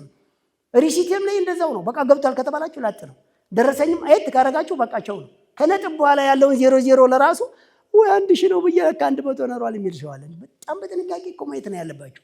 ፎርጅድ ብርንም ሴንስ የማድረግ አቅም እንደዛ ይኖር። ስለ ሰራተኛ መቅጠር ሳወራችሁ ሰራተኞች የሚሊዮነሮች መንገድ ይህን እንደ አዲስ ዜና ነው የምነግራችሁ። የሚሊዮነሮች መንገድ ሰልጣኞች ቢያንስ ለአሰሪም ለሰራተኛም ትልቅ ዜና የምነግራችሁ በጣም ብዙ ሰው የሚሊዮነሮች መንገድ ሰልጣኝ የሆነን ለመቅጠር ኦርደር እያደረጉ ነው። ለሙያቸው ቢያንስ እንኳ የራሳችሁን መክፈት ባትችሉ ነው እኮ የማወራችሁ። የሚሊዮነሮች መንገድ እየሰለጠነ ሰራተኞች አሸን ቀጣሪ እንደ ጉድ እየተፈለፈሉ ነው። ሌላው ለቀጣሪዎች እንኳን ደስ አላችሁ ስነግራችሁ፣ በሚሊዮነሮች መንገድ የሰለጠኑ ተቀጣሪዎች አያጭበረብሩ፣ አይሰርቁም፣ ደሞዝ አይወስዱም፣ አይዋሹም፣ አይሰንፉም፣ አያዋክቡም። ድርጅታችሁን የገንዘብና የጊዜ ነፃነት እንዲኖር አድርገው ይገነባሉ። ለምን ካላችሁኝ እያንዳንዱ የሚሊዮነሮች መንገድ ሰልጣኝ ሆናችሁ ሰራተኛ ስቀጥሩ ከኛ ሕግና ደንብ ውጪ ፈጽሞ እንዳታደርጉት። አንድ ደሞዝ ጨርሶ የማይወስድ ሰው ስቀጥሩ ደሞዙ በየ4 ወር የሚጨምርለት፣ ከ5 ዓመት በኋላ የራሱን ድርጅት ልከፍቱለት ተፈራርማችሁ የድርጅቱ መጠን እንደየሰውየው ነጥብና እድገት ነጥብና መለኪያ አስቀምጣችሁ የራሱ ደሞዝ እናንተ ጋር በመጠራቀሙ የአቋምና የጋራንት ውሳኔ እንዲሆነው። አንድ ሌላ ፈጽሞ እስከዛሬ የተጠቀመበትን ስልክ እና የግል ስልክ የማይጠቀም ድርጅቱ ባዘጋጀለት ስልክ ብቻ ከስራ ወደ ስራ ቦታ የሚደውል፣ ድርጅቱ ባዘጋጀለት ልዩ ስልክ ወደ ቤተሰቦቹ ጋር በሳምንት 1 ጊዜ ብቻ ሰው እየሰማው ከእናንተ ጋር ቁጭ ብሎ ሚስጥር ድብቅነት ሳይኖረው በይፋ የሚያወራ፣ እሱም ከ10 ደቂቃ በኋላ የማይጠቀም፣ የሚደውለውም እናት፣ አባት፣ እህት፣ ወንድም፣ አክስት፣ አጎት ጋር ድረስ ብቻ የሆነ፣ በሚደውል ሰዓት ታሪክ፣ ቴረር፣ ችግር፣ ማሞተ፣ ማተሰደደ፣ ማገባ፣ ማምን ፈጠረ የማይጠይቅ። ደህና ናችሁ? ሰላም ናችሁ? ንቅት ብላችኋል? በአግባቡ ይጠቀማችሁ ነው? ለሰላማችሁ፣ ለደህንነታችሁ፣ ለገንዘባችሁ፣ ለጤናችሁ ጥንቃቄ አድርጉ። እኔ ያለሁት ቆንጆ ቦታ ላይ ስልጠና እየወሰድኩ ነው። ገንዘብ ምናምን ገና እየተከፈለኝ አይደለም። ከኔ ገንዘብ እንዳትጠብቁ ብሎ ወንጭድ የሆነ ወኔያም መንፈሰ ጠንካራ ሰው ይህን ሰው ነው ስትቀጥሩ ማለት ነው። ከዚህ በኋላ ቢያንስ 2 ዓመት ትዋላላችሁ ላያቋርጥ፣ ከ5 ዓመት ድረስ ግን በፍላጎት ይቀጥላል። ይህ ሰውዬ በቀን 4 ጊዜ መመገብ አለባችሁ። ስመግቡ እንዳቅማችሁ ነው። መጀመሪያ ድንች ይጋብዙት። እሺ ጮማ ቢላችሁ ጮማ አይኖራችሁም። ጮማ ሳይኖር ጮማ ምገዛ ከሆነ ጮማ ራስ ልትሆን ነው ማለት ነው። አሁን በለው በደንብ አሳምን እንጂ አንተ ምን ሆነ ነው እንዴ? እኛ እኮ ክረምት የድንች መግለጫ እንሰጣለን። ምርት በጣም ይገባል አባቴ። የድንች ኃይልና ሙቀት አለ፣ የጎንዮሽ ጉዳት የሌለው ፕሮቲን፣ ቫይታሚን የያዘ የሀገራችን እንቁ ምርት፣ ተፈጥሯዊ፣ ምንም አርቲፊሻል የሌለበት። እንደ ድንቻው ምን አለ በአሜሪካና በቻይና በሰፊ የሚመረጥ አስበዋል አባቴ። ከዛ ድንች ይሸጣል፣ እንደ ጉድ ይበላል፣ እንደ ጉድ። አሁን የምር ምግብ ቤት ኖሯችሁ የረከሰን ነገር በዛ አድርጋችሁ ትሸጣላችሁ። ቲማቲም በነገራችን ላይ ቲማቲም ላይ ያለ ንጥረ ነገር ቲማቲም እጅህን እንኳን ብታሽበት ቆሻሻ እንዴት እንደሚያለቅቅና እንደሚያለሰልስ ቲማቲምን የማያውቅ ሰው ብላ እስኪ ቲማቲሙን በዛ አድርግና 2 ፍሬ ምስር አድርጋ እሺ መሸጥ ይቻላል። ቲማቲም ሲረክስ። ቲማቲም በተወደደ ሰዓት ደግሞ አሁን በእንደዛ አይነት ሰዓትማ ቆይ አትክልት ላይ ብዙ ትኩረት አይደረግም። የበሰለ ድንቹ ይሻላል ብለህ ድንች ጨምጭም። ሁሉም እኮ ይጠቅማል፣ ግን ቢያንስ አንተ ቢዝነስህ እንኳን በደንብ ይቻልበት። እኔ እኮ አንዳንድ ቦታ ላይ ሄጄ ራሱ በተወደደም በረከሰም ጊዜ መጠናቸው አንድ አይነት ነው። እንደዚህ ይደረጋል እንዴ? እንዲህ ነጋዴ እኮ ነህ። አንደኛ በሻይ የረከሰ አይበላም ተብሎ የረከሰ ያስጠላናል። እንደው ምን አይነት ጅልነት እንደሆነ አላውቅም። አንዳንድ ጁስ ቤት እንኳን ስትሄዱ ማለት ነው የተወደደውንም የረከሰውን ነገር እኩል ያመጣጥናሉ። እንዴ ቢያንስ የቀነሰውን ነገር በግልጽ ተናግረህ አዎ ቀነስ ስላደረገልን ነው ለእናንተ ጥሩ ነው ለእኛም የሚያወጣ እንደዚህ ስለሆነ ነው ብለህ አሳምነህ ያኛውን እንዲጠቀም ማድረግ እኮ ነው ያለብህ። በዚያን ሰዓት ፍላየሩም ግንዛቤው ምኑም ድምፁም ሪከርድ አድርገህ በስፒከር ማሰማት ያለብህ እጅ ላይ ያለውን ሪሶርስ ለመጠቀም መሆን አለበት። ይህ እኮ ነው የሚደረገው። ምን ሆናችሁ ነው እናንተ? በነገራችን ላይ ሰራተኞቻችሁ ሰርቪስ ከሌለ እኮ በእግር ወክ ማድረግ ከኮሌስትሮል ከምናምን ከመርዛማ ነገር እንደሚያጸዳ ንጹህ አየር መመገቡ አሪፍ እንደሆነ መክራችሁ በእግር ማግስጓዝ እኮ ነው። በኋላማ አባቴ ጊዜ ለመቆጠብ መኪና ጥሩ ነው ትለዋለህ። መኪና ስገዛ ውሸት አይደለም። ሁሉም አሪፍ እኮ ነው። መኪናም ጊዜ ይቆጥባል፣ በእግር መሄድም ለጤና ይጠቅማል። ተሳስቻለሁ? ይኖራችሁ እንጂ ግንዛቤው በደንብ ቻሉበት እንጂ ለውሸት ሲሆን ለማይጠቅም ነገር ሲሆን እንዳታል ለሚጠቅም ነገር የት ሄደ ነው ያለው። ከዚህ በኋላ እኔ ልንገራችሁ እግር በእግር መንግስት ቢያውጀው ማጥፋት የምንችለውን ነገር ልንገራችሁ። በእኛ ፕሮግራም ብቻ እያንዳንዱ የሚቀጠር ሰራተኛ ከተቀጠረ ድርጅት ለመፍጠር መሆን መቻል አለበት። ድርጅት ለመፍጠር መሆን አለበት። ያለዛ እዛው ሰርቶ እዛው ለሚበላ ለሚቅም ለሚያጨስ ለሚንከራተትበት ዝም ብሎ ላሉባሌ ነገር ህይወትን ለሚገፋና ለሚያባክን ሰው የቅጥር ዕድል ራሱ መስጠት አያስፈልገውም እኮ። ለምን በሉኝ፣ አንድ ሰራተኛውን ባለሀብት ታደርጉታላችሁ፣ ሌላ ድርጅቱ ታማኝ ሰራተኛ ያገኛል። ሰራተኛ ስትቀጥሩ አጠቃላይ ከእናንተ ጋር የሚኖር አድርጉት። ያገቡ የሚሆኑ ምን ችግር አለው? ባልና ሚስት ከእናንተ ጋር ቢኖሩ። ልጅ እስካላችሁ ምን ችግር አለ? ልጆቹ ከእናንተ ጋር ይውላሉ፣ ሰራተኛ ከሰራተኛ ጋር ይውላል። ችግር የለውም እኮ። እናንተ የምትበሉትን በልቶ እናንተ የምታድሩበት ጋር ይሄዳል። አሪፍ እኮ ነው። እኩልነት እንዴት ይጥማል! እንዴት ደስ ይላል! ያ ሰውዬ ጊዜ አያጭበረብርም፣ ገንዘብ አያጭበረብርም። ከእናንተ በላይ ለድርጅቱ ያስባል። እውቀት ነው የሚጎድለው። የሚሊዮነሮች መንገድ ስልጠና በየሳምንቱ 2 ሰዓት ትፈቅዱለታላችሁ። በየቀን 20 ደቂቃ ሚቲንግ ታደርጋላችሁ። ውሎት እንዴት ነበር? ሰራተኛ እንዴት ነበረ? ድርጅቱ እንዴት ነበረ? ከስተመር ምን አለ? ሌጋሊቲ ላይ ምን ችግር አለበት? የዛን ጊዜ አንተ ምን ታደርጋለህ? ድርጅትን ከፊት ፓርትነር ትፈጥራለህ። ምርት ቀላል መሆኑን ታጠናለህ። ሌጋሊቲ ያላለቁ ነገሮች ታያለህ። ሄደ በሁሉም መስሪያ ቤት ላይ ከፊት ችግር እንዳይገጥምህ ማጥናት፣ ዲፕሎማት መፍጠር፣ ፖሊሲዎችን ማወቅ፣ ሰዎቹን መግባባት፣ አካሄዱን በደንብ መለየት፣ ከሌቦች ጥንቃቄ ማድረግ፣ አካባቢን ማጽዳት፣ እያንዳንዱ ሊመጡ የሚችሉ ኢንፎርሜሽኖችን ቀድመ መጠንቀቅ አለብህ እኮ።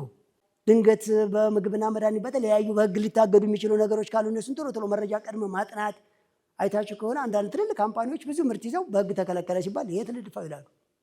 ለመድፋት ራሱ ትቸገራላችሁ ማለት ነው። በዚህ አይነት መንገድ ድርጅትን ማሳደግ ይቻላል። ትልቋ ነገር ግን ያገኛችሁትን ትርፍ እየመለሳችሁ ኢንቨስት አድርጉበት ባካችሁ።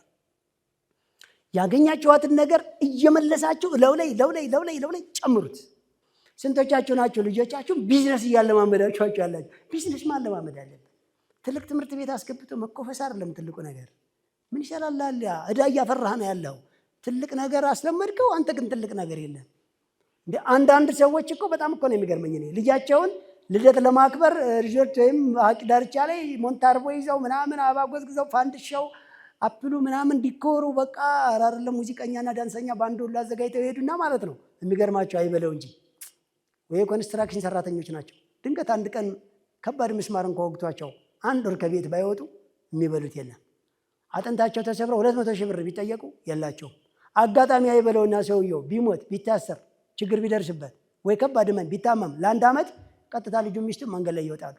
ነገ ምን አለ እንኳን ብሎ ለሚስቱና ለልጆቹ ትክክለኛውን የቢዝነስ አካሄድ እኔ እንኳን የሆነ ነገር ቢሆን እነሱ እንዲያስቀጥሉ ብሎ ሳያሳይ ያለበትን ዕዳ ወይም ደግሞ ሰው ላይ ያለውን ገንዘብ እንኳን ሳይናገር ያገባ ያላገባ ሳያስብል መኪናውን በራሱ ስም ብቻ ያላገባ ብሎ ገዝቶ ዱቤ ይሁን ደይ ይሁን የማይሁን ሳይናገር እንኳን ዝም ብሎ እኔ ነኝ የማውቀው ብሎ የሚኖር ሰው አለ። በቃ የሚኮፈስም ብሎ በቃ አያችሁ ሀብታም ነው የሚመስለው፣ ግን ሁልጊዜ ለብቻው ያወራል። እንደዛ አይነት ሰው አትሆኑ እናንተ። ጥርት ጽድት ያለ ቢዝነሳችሁን በይፋ የምታወሩት ይሁን። ቤተሰብ ይወቀው፣ ጎረቤት ይወቀው፣ መንግስት ይወቀው፣ ማንም ይወቀው፣ ኩል ባላ አካሄድ ሂድ እንጂ። ያ ነው የጊዜና የገንዘብ ነፃነት ሊያስገኛቸው የሚችለው። ሰራተኞቻችሁን በዛን ጊዜ ስንት እንደምገዙ፣ ስንት እንደምትሸጡ፣ ጥሬ ዕቃ ስንት እንደገዛችሁ፣ ወደ ፋብሪካ ገብቶ ኤክስትራ ወጪው ምን ያክል እንደሆነ፣ ግብር ምን ያክል እንዳለባችሁ፣ ምን እንደሚያስፈልጋችሁና በየ4 ወሩ ኦዲት ሲደረግ ድርጅታችሁ ምን ያክል እንዳደገ ለሰራተኞቻችሁ በደንብ አሳዩአቸው። አንዳንድ ሰው ሴክሬት ያደርግና ሰራተኛማ ቢዝነስን አወቀ ማለት ወጥቶ ደንበኞችን ጥርግ አድርጎ ለራሱ ይከፍታል የሚላል። ተመስገን ተወዳዳሪ ያገኘ ጥሩ እኮ ነው። ቻይና እኮ በ1970ዎቹ በነፍስ ወከፍ ወደ ስራ ግቡ ሲባል እኮ የውድድር ስቱዲዮ ነው መጀመሪያ የተቋቋመው። ውድድር አንዱ ከአንዱ ልምድ፣ አንዱ ረጅም ህንፃ ሲገነባ አንዱ እሱን ለመቅደም ሲሞክር አሁን የቻይና ህንፃዎች ኤቨረስት ተራራን የሚወዳደሩ መሰሉ። ውድድር እኮ ነው እንጂ እኮ ሰፈር አንድ ሱቅ ካለች እኮ ትንት ነው የሚለው። ለምን ተወዳዳሪ የለም። አገልግሎት የሚሰጣችሁ ራሱ ለምናችሁ ነው። ከጎንሻል ያለ ከተከፈተ ንቅት ይላል። ገንዘብ አያባክንም፣ አይዝረከረክም። በጧት ይከፍታል እስከ ማታ ይሰራል፣ ጽድት ያደርጋል። ዋጋ ያላግባብ አይቆልልም፣ ንቅት ብሎ ያስተናግዳል። ጭባር አይወጣጥረውም፣ ከሄድ ሂድ አይልም። ሰውየውን እኮ አትቀል እንዲለወጥ አረጋችሁት። ያኛው ብራንች ሲከፍት ካየ እንደረችና አልሰራውም ማለት ነው። ይነቃል፣ ይባንናል። ከየት ነው የሚገዛው? እንዴት ነው የሚሸጠው? በስንት ነው? እንዴት ነው አገልግሎቱ? ቀልጥጥፍ ይላል። በጣም ስታንድ ባይ ይሆናል። ሚስቱንም አንቺ ቤት መቤት ሆነሽ ኧረ ንቅት በይ። የኔ ጎረቤት ይኸውልሽ ልጆቹ ሚስቶቹም ይሰራሉ። እያንዳንዷ የተበጠሰች ዕቃ ካርቶን እንኳን በማዳበሪያ ሳይቀር ተመልሳ ትሸጣለች። እያንዳንዷ ነገር ዋጋ አላት። ስታንድ ባይ ናቸው ይላል። ቤተሰቡን በሙሉ ስታንድ ባይ ያደርገዋል። ከዛ ወደ ስራ ይገባሉ። በፍጥነት ያድጋል። ባለ ሱፐር ማርኬት ልታረጉት ነው። ሰውዬ ከፍተኛ ግብር ከፋይ ለሀገር ልታረጉት ነው። ባለ ፋብሪካ ልታረጉት ነው። እናንተ ባትኖሩ ተኝቶ ነበር። ተመሳሳይ ቢዝነስ አሁን እኔ ልንገራችሁ እስኪ ልብ ካላችሁ በእኛ ቢዝነስ ዙሪያ 1000 ሰዎች ነውና የእኛን አይነት ተመሳሳይ ቢዝነስ ክፈቱ። እንዴት ደስ እንደሚለን የምሬን ነው የማወራችሁ። እሺ ተወዳዳሪ ያገኘ ነፃነት አትክልትና አስቤዛ እኛ ጋር ከ3 ዓመት በላይ ሰርቶ ተመሳሳይ ቢዝነስ እኛ ጎን ሲከፍት አሁን ገና ተጣላችሁ አሉን። ለምን? ደንበኞች ምን ጥር እያደረገን የሚወስዱ አሉ።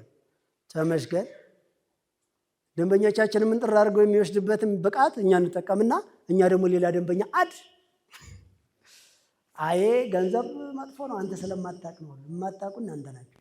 ይባስ ብለው ወለል ላለ ጫካ መንጥረን በከተማ ውስጥ የቦዘኔ መደበቂያ ማጨሻ የሆነ ቆሻሻ መጣ የሆነ ቦታን ቤት ስንሰራበት ገዝታችሁት ነው ለመሆኑ? አይ አይደለም ማለት አይ ልንሰራበት ተነጋገር ተወላችኋል ለመሆኑ? አይ ውል የለንም። ለምን እንዴ እየጠቀምናቸው ምን ያደርጉናል?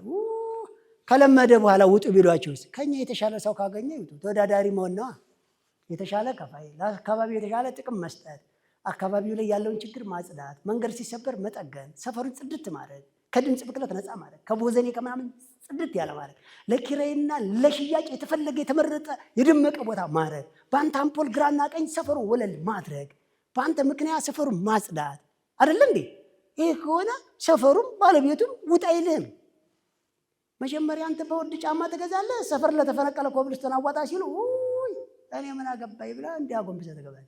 ያ ከሆነ ዋጋ የለም ነው። ይሄ ቢዝነስማን ኳሊቲ ራስን ከመጉዳት ይጀምራል። መለገስ ሰጪ መሆን አለብን። ተመሳሳይ ቢዝነስ እንዲፈጠር አግዝ። እኛ እኮ ነጋዴ ሆነን 1.5 ሚሊዮን ነጋዴዎች እኮ እንዲፈለፈሉ ያደረግን ሰዎች እኮ ነን። ለምን በሉ ተወዳዳሪ እንዲኖር ገና መቼ ተነካና እንንገራችሁኛ። በዚህ ለማቆም እኮ አይደለም 1500 ሃይፐር ኢንተርናሽናል ማርኬት ለመክፈት እቅዳለሁ። የኛ ማርኬት በዚህ አይደለም የሚያቆመው፣ ይከፍታል። ግን 1 ሚሊዮን ተወዳዳሪዎች ደግሞ ቢመጡ የበለጠ ይፈጥናል። ጎበዝ ነው የሚሆነው፣ አቅም ይኖረዋል። በጣም ስፕሪንግ ነው የሚሆነው። ይሄ ዓለም 10 ሳንቲም አትገልባችሁ።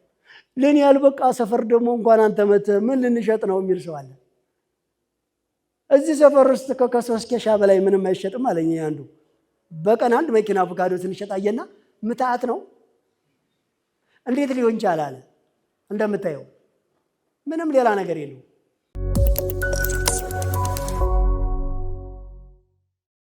የሚሊዮኖች መንገድ መጽሐፍ አልቆ ለእያንዳንዳችሁ ከተማ ገጠር ውስጥ ላሉ ሰዎች በነፍስ ወከፍ እንደሚዳረስ በውጭ ሀገር በጣም እየጠበቁ ለሁላቸውም እንደሚዳረስ ተናግረናል። ይህም እውን ይሆናል።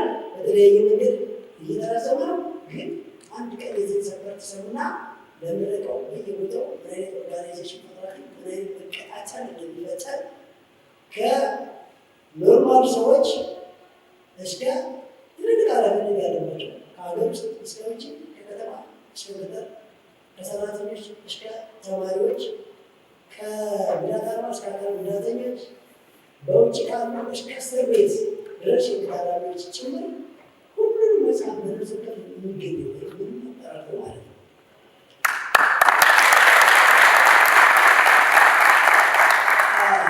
ሌላው ግን ስለ ግብይት ትስስሩ የሚሊዮነሮች መንገድ የሚለየበት መንገድ ይህ ፕሮግራም በጣም ብዙ ነገር አለ።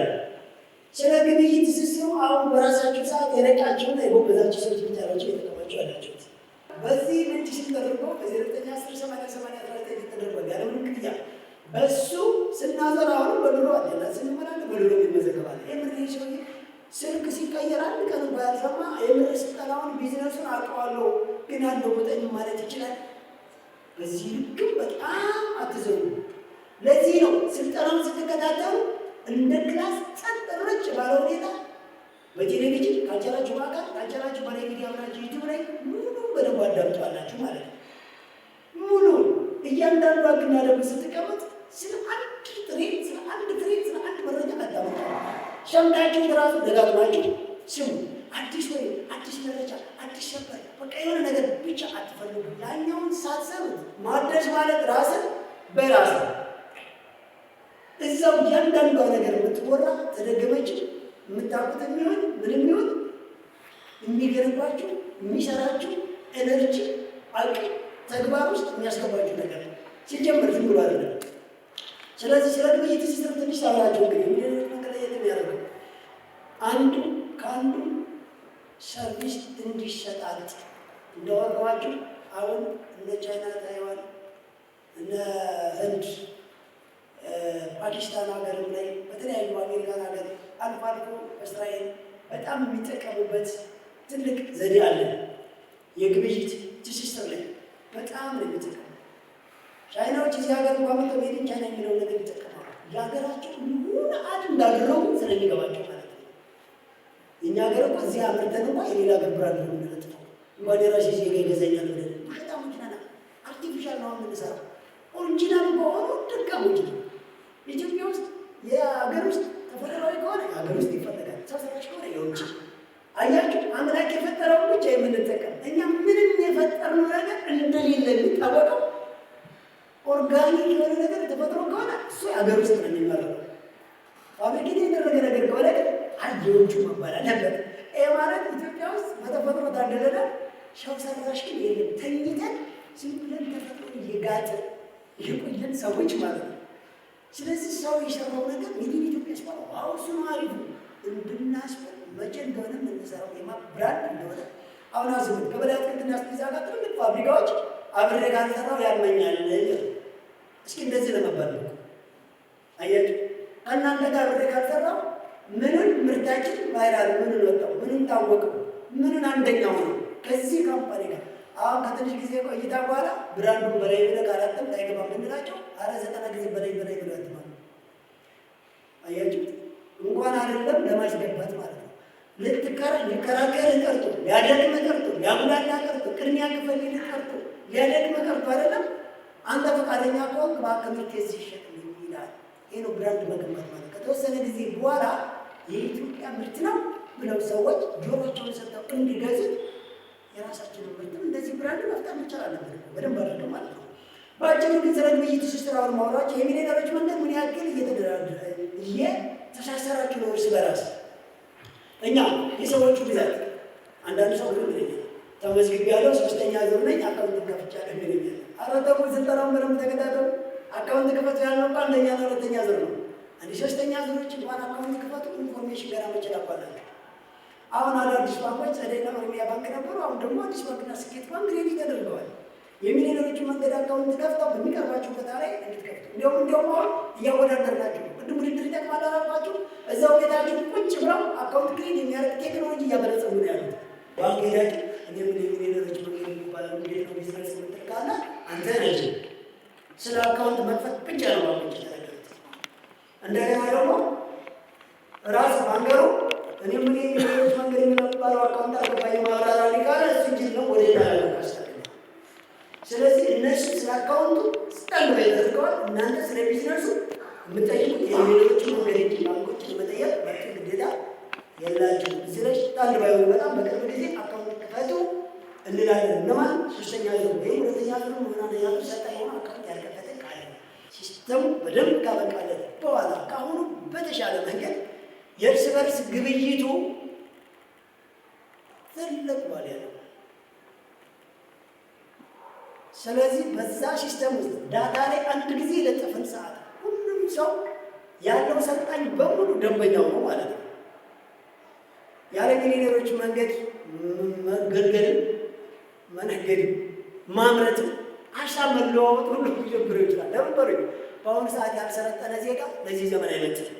አሰብ ብለን በአሁኑ ሰዓት ራሱን ያላበቃ በክህሎት ያልዳበረ ዜጋ ለዚች ሀገር ለዚህ ዘመን አይመጥንም። አሁን በድሮ በሬና ማረሻ እያረሰ ዝናብ የሚጠብቅ አርሶ አደር ለመኖር ተቸግሯል አልተቸገረም? ተቸግሯል። አሁን በድሮ በዘለማዳዊ እኔ ስራ አይነገረኝም እኔ እንትና ወገን እኔ ሽንት የታወቁ የሚል ነጋዴ አሁን ወደኋላ ቀረ አልቀረም? ቀርቷል። አሁን ዘመኑን የዋጀ የተቀላጠፈ ስታንድ ባይ የሆነ ያወቀና የነቃ የበቃ ቢዝነስማን ይጠይቃል ዘመኑ ማለት ነው። ከዘመኑ ጋር አብረህ መጓዝ ግድ ይላል።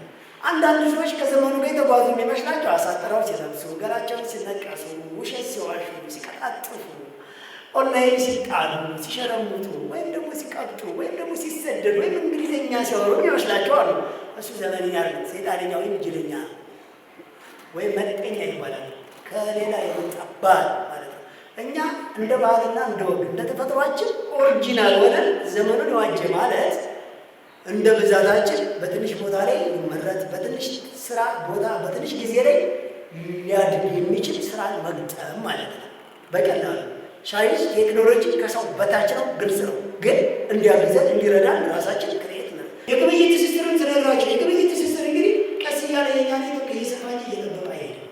ገና ወደፊት ልንገራችሁ ቢዝነስ ፕላን የሌለው ለሌሎች መንገድ የማይሰለጥን ኮድ የሌለው ሰው አገልግሎት ለማግኘት ሊቸገረው ይችላል። ለምን? ከዚህ በኋላ በኢኮኖሚ በትውልድ በጊዜ መቀለል አንድ ህዝብንም ራስን ቤተሰብንም ሀገር መበደል ስለሆነ እያንዳንዷ ጊዜ እያንዳንዷ ገንዘብ ከዚህ በኋላ አገልግሎት ላይ መዋል በቀላሉ አለበት። ትውልድ ከዚህ በላይ መጎዳት የለበትም።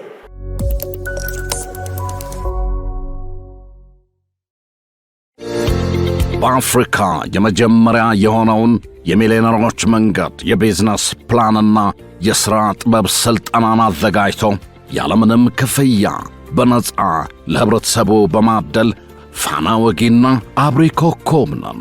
ታዲያ የዚህ ሁሉ የልህቀት ሥልጠናዎች ሙሉ ወጪያቸው በበላይ አትክልትና አስቤዛ ማዕከል ይሸፍናል። አስደማሚ ነው። እርሶም ከበላይ አስቤዛና አትክልት ሲሸምቱ በአገልግሎታችን ይደሰታሉ። በሀገራችን የቢዝነስ ስልጣኔ ላይ አሻራውን ያትማሉ። በአንድ ጠጠር ሁለት ወፍ ይሏል። ይህ ነው በላይ አትክልትና አስቤዛ። ቁጥር 1 ካራ ኮተቤ መድኃኔ ዓለም መግቢያ 60 ሜትር ገባ ብሎ፣ ቁጥር 2 በእድሳት ላይ ነው። ቁጥር 3 ወደ ኮተቤ ገብርኤል በሚወስደው አዲሱ አስፓልት ላይ፣ ቁጥር 4 ወሰን ወደ ራእይ ጤና ጣቢያ መግቢያ ከዋናው አስፓልት 30 ሜትር ገባ ብሎ፣ ቁጥር 5 ፊጋ መስቀለኛ ወደ መገናኛ ታክሲ መያዣው ጋር ከ500 በላይ የእርሻና የፋብሪካ ምርቶችን በአንድ ቦታ በተመጣጣኝ ዋጋ ይሸምቱ፣ ይንበሽበሹ። በ0911 9924 11 ሃሎ ይበሉን። በላይ አስቤዛ ማዕከል የጊዜውና የኢኮኖሚው ብቸኛ ጋር በላይ አስቤዛ ማዕከል። በጥናት በሥራ በምርት በንግዱ ሀብትና ትረፍርፈው ስኬት ጋር ሲሄዱ ጤና ካልቀደመ ከንቱ ነው መንገዱ። ዶክተር ትዕግስት አጠቃላይ የሕክምና ክሊኒክ የምንሰጣቸው አገልግሎቶች አጠቃላይ የአዋቂና የሕፃናት ሕክምና፣ የማኅፀን ሕክምናና የግርዛት አገልግሎት፣ የቆዳና የአባለዘር ሕክምና፣ መለስተኛ የቀዶ ጥገና አገልግሎት፣ የዓይንና የጆሮ ሕክምና፣ የኩላሊት፣ የኮሌስትሮል፣ የጉበት ኤንዛይምና የቫይታሚን ዲ ሕክምና፣ የሆርሞን፣ የጨጓራ፣ የእንቅርት፣ የሚጥል በሽታ ሕክምናን በጥራት ይሰጣል። ዶክተር ትዕግስት አጠቃላይ የሕክምና ክሊኒክ አደረጃጀታችን ልዩና ከፍ ያለ ነው። የተሟላ ላቦራቶሪ፣ ዘመናዊ አልትራሳውንድ፣ ኬሚስትሪ፣ የልብ ኢሲጂ፣ ሲቢሲ ሁሉን አሟልተን ከእውቅና ስመጥር ባለሙያዎች ጋር እንጠብቀዎታለን። በተጨማሪም ለመንጃ ፈቃድ ሙሉ የጤና ምርመራ፣ ዓመታዊ የተሟላ አጠቃላይ የጤና ምርመራን በልዩ ሁኔታ እንሰጣለን። አድራሻችን ሰሚት 72 ቴሌና ንግድ ባንክ ያለበት ኤፍኤ ግሩፕ ሕንፃ ግራውንድ ላይ በ0947 820000 በ0911 673365 ላይ ሃሎ ይበሉን። ዶክተር ትዕግስት አጠቃላይ የሕክምና ክሊኒክ ለጤናው የሚመርጡት።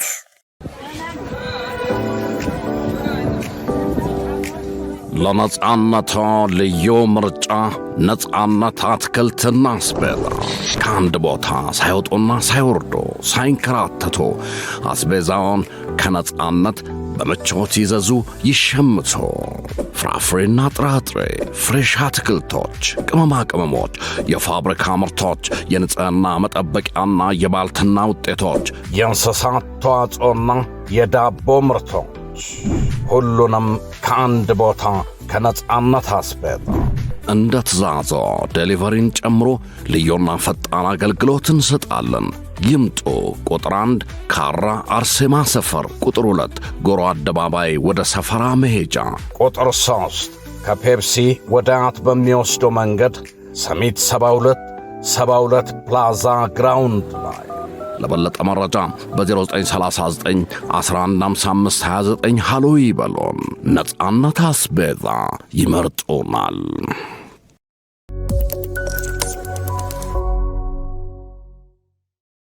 እኔ ምናምን ስንቱን እንደምንሰራ አሁን ግራ ስንቱን የሚሰሩ ያለ ስራ ያለ አየር ያለ ምርት ያለ ትርፍ ያለ ጥቅም ኢትዮጵያ ውስጥ የምሬ ነው።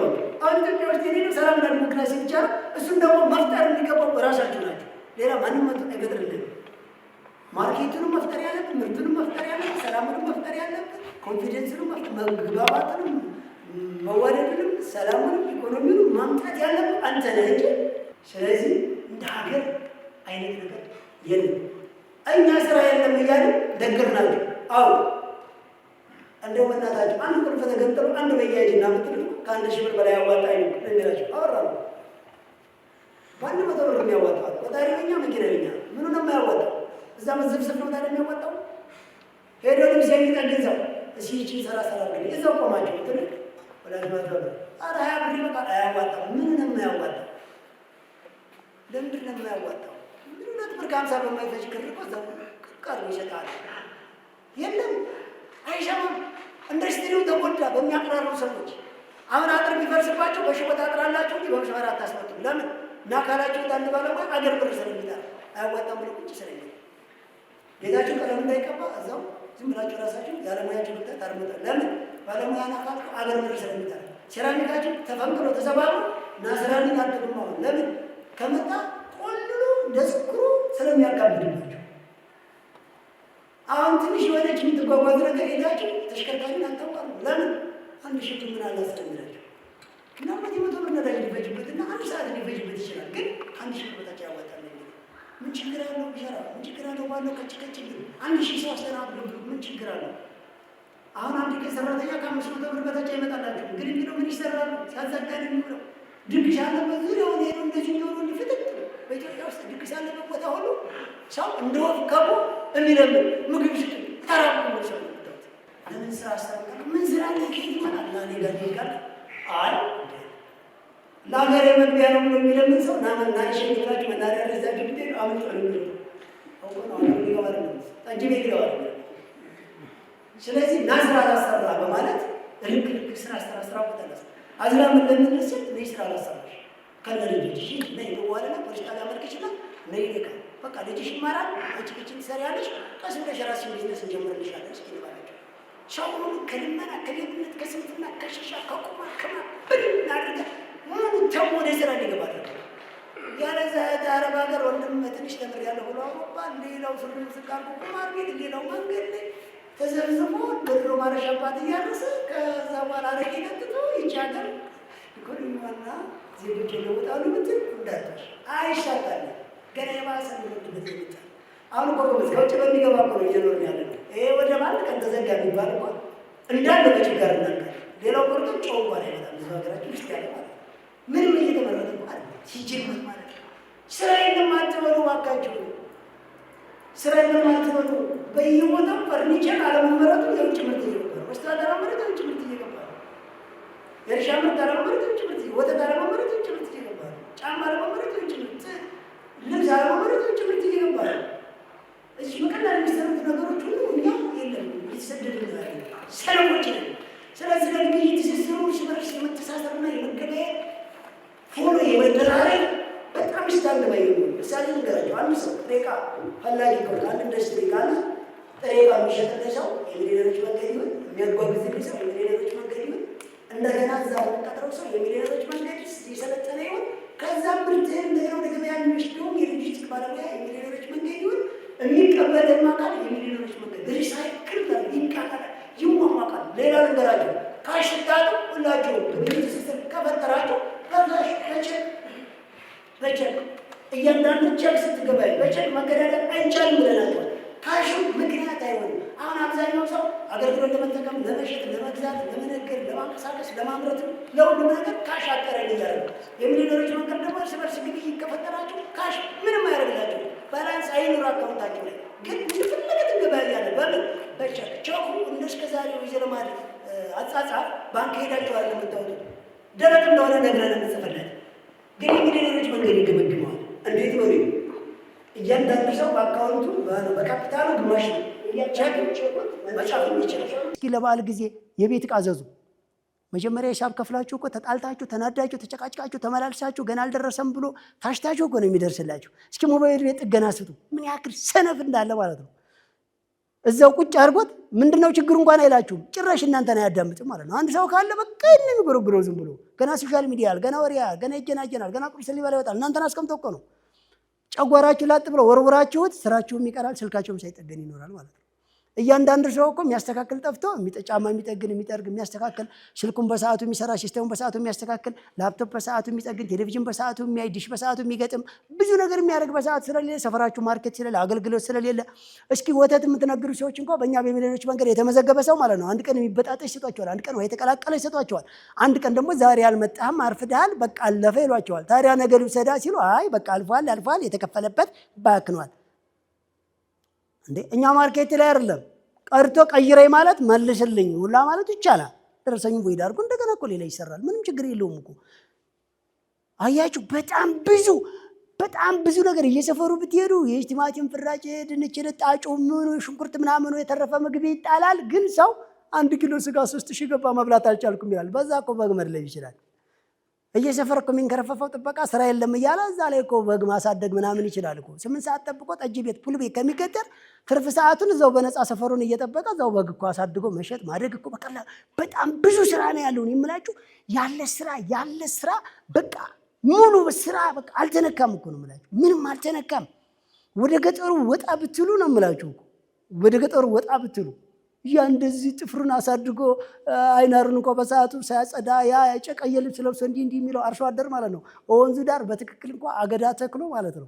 በትክክል እንኳን ላሞቹን አጥቦ አስተካክሎ በሬ አልቦ መሸጥን በጎች እንዴት መራባት እንዳለባቸው ከእንስሳ ከቀበሮ እንዴት እንደሚጠብቅ እንዴት እንደሚራቡ ምን እንደሚመቻቸው ጨው ምን ያክል እንደሚያዝ ፀሐይ ምን ያክል እንደሚያዝ ገላቸው እንዴት እንደሚታጠብ ምን እንደሚያወፍራቸው በቀላሉ እዛ ትንሽ ቦታ ላይ በዓመት 3 ጊዜ እንዴት እንደሚያመርት አልነቃም።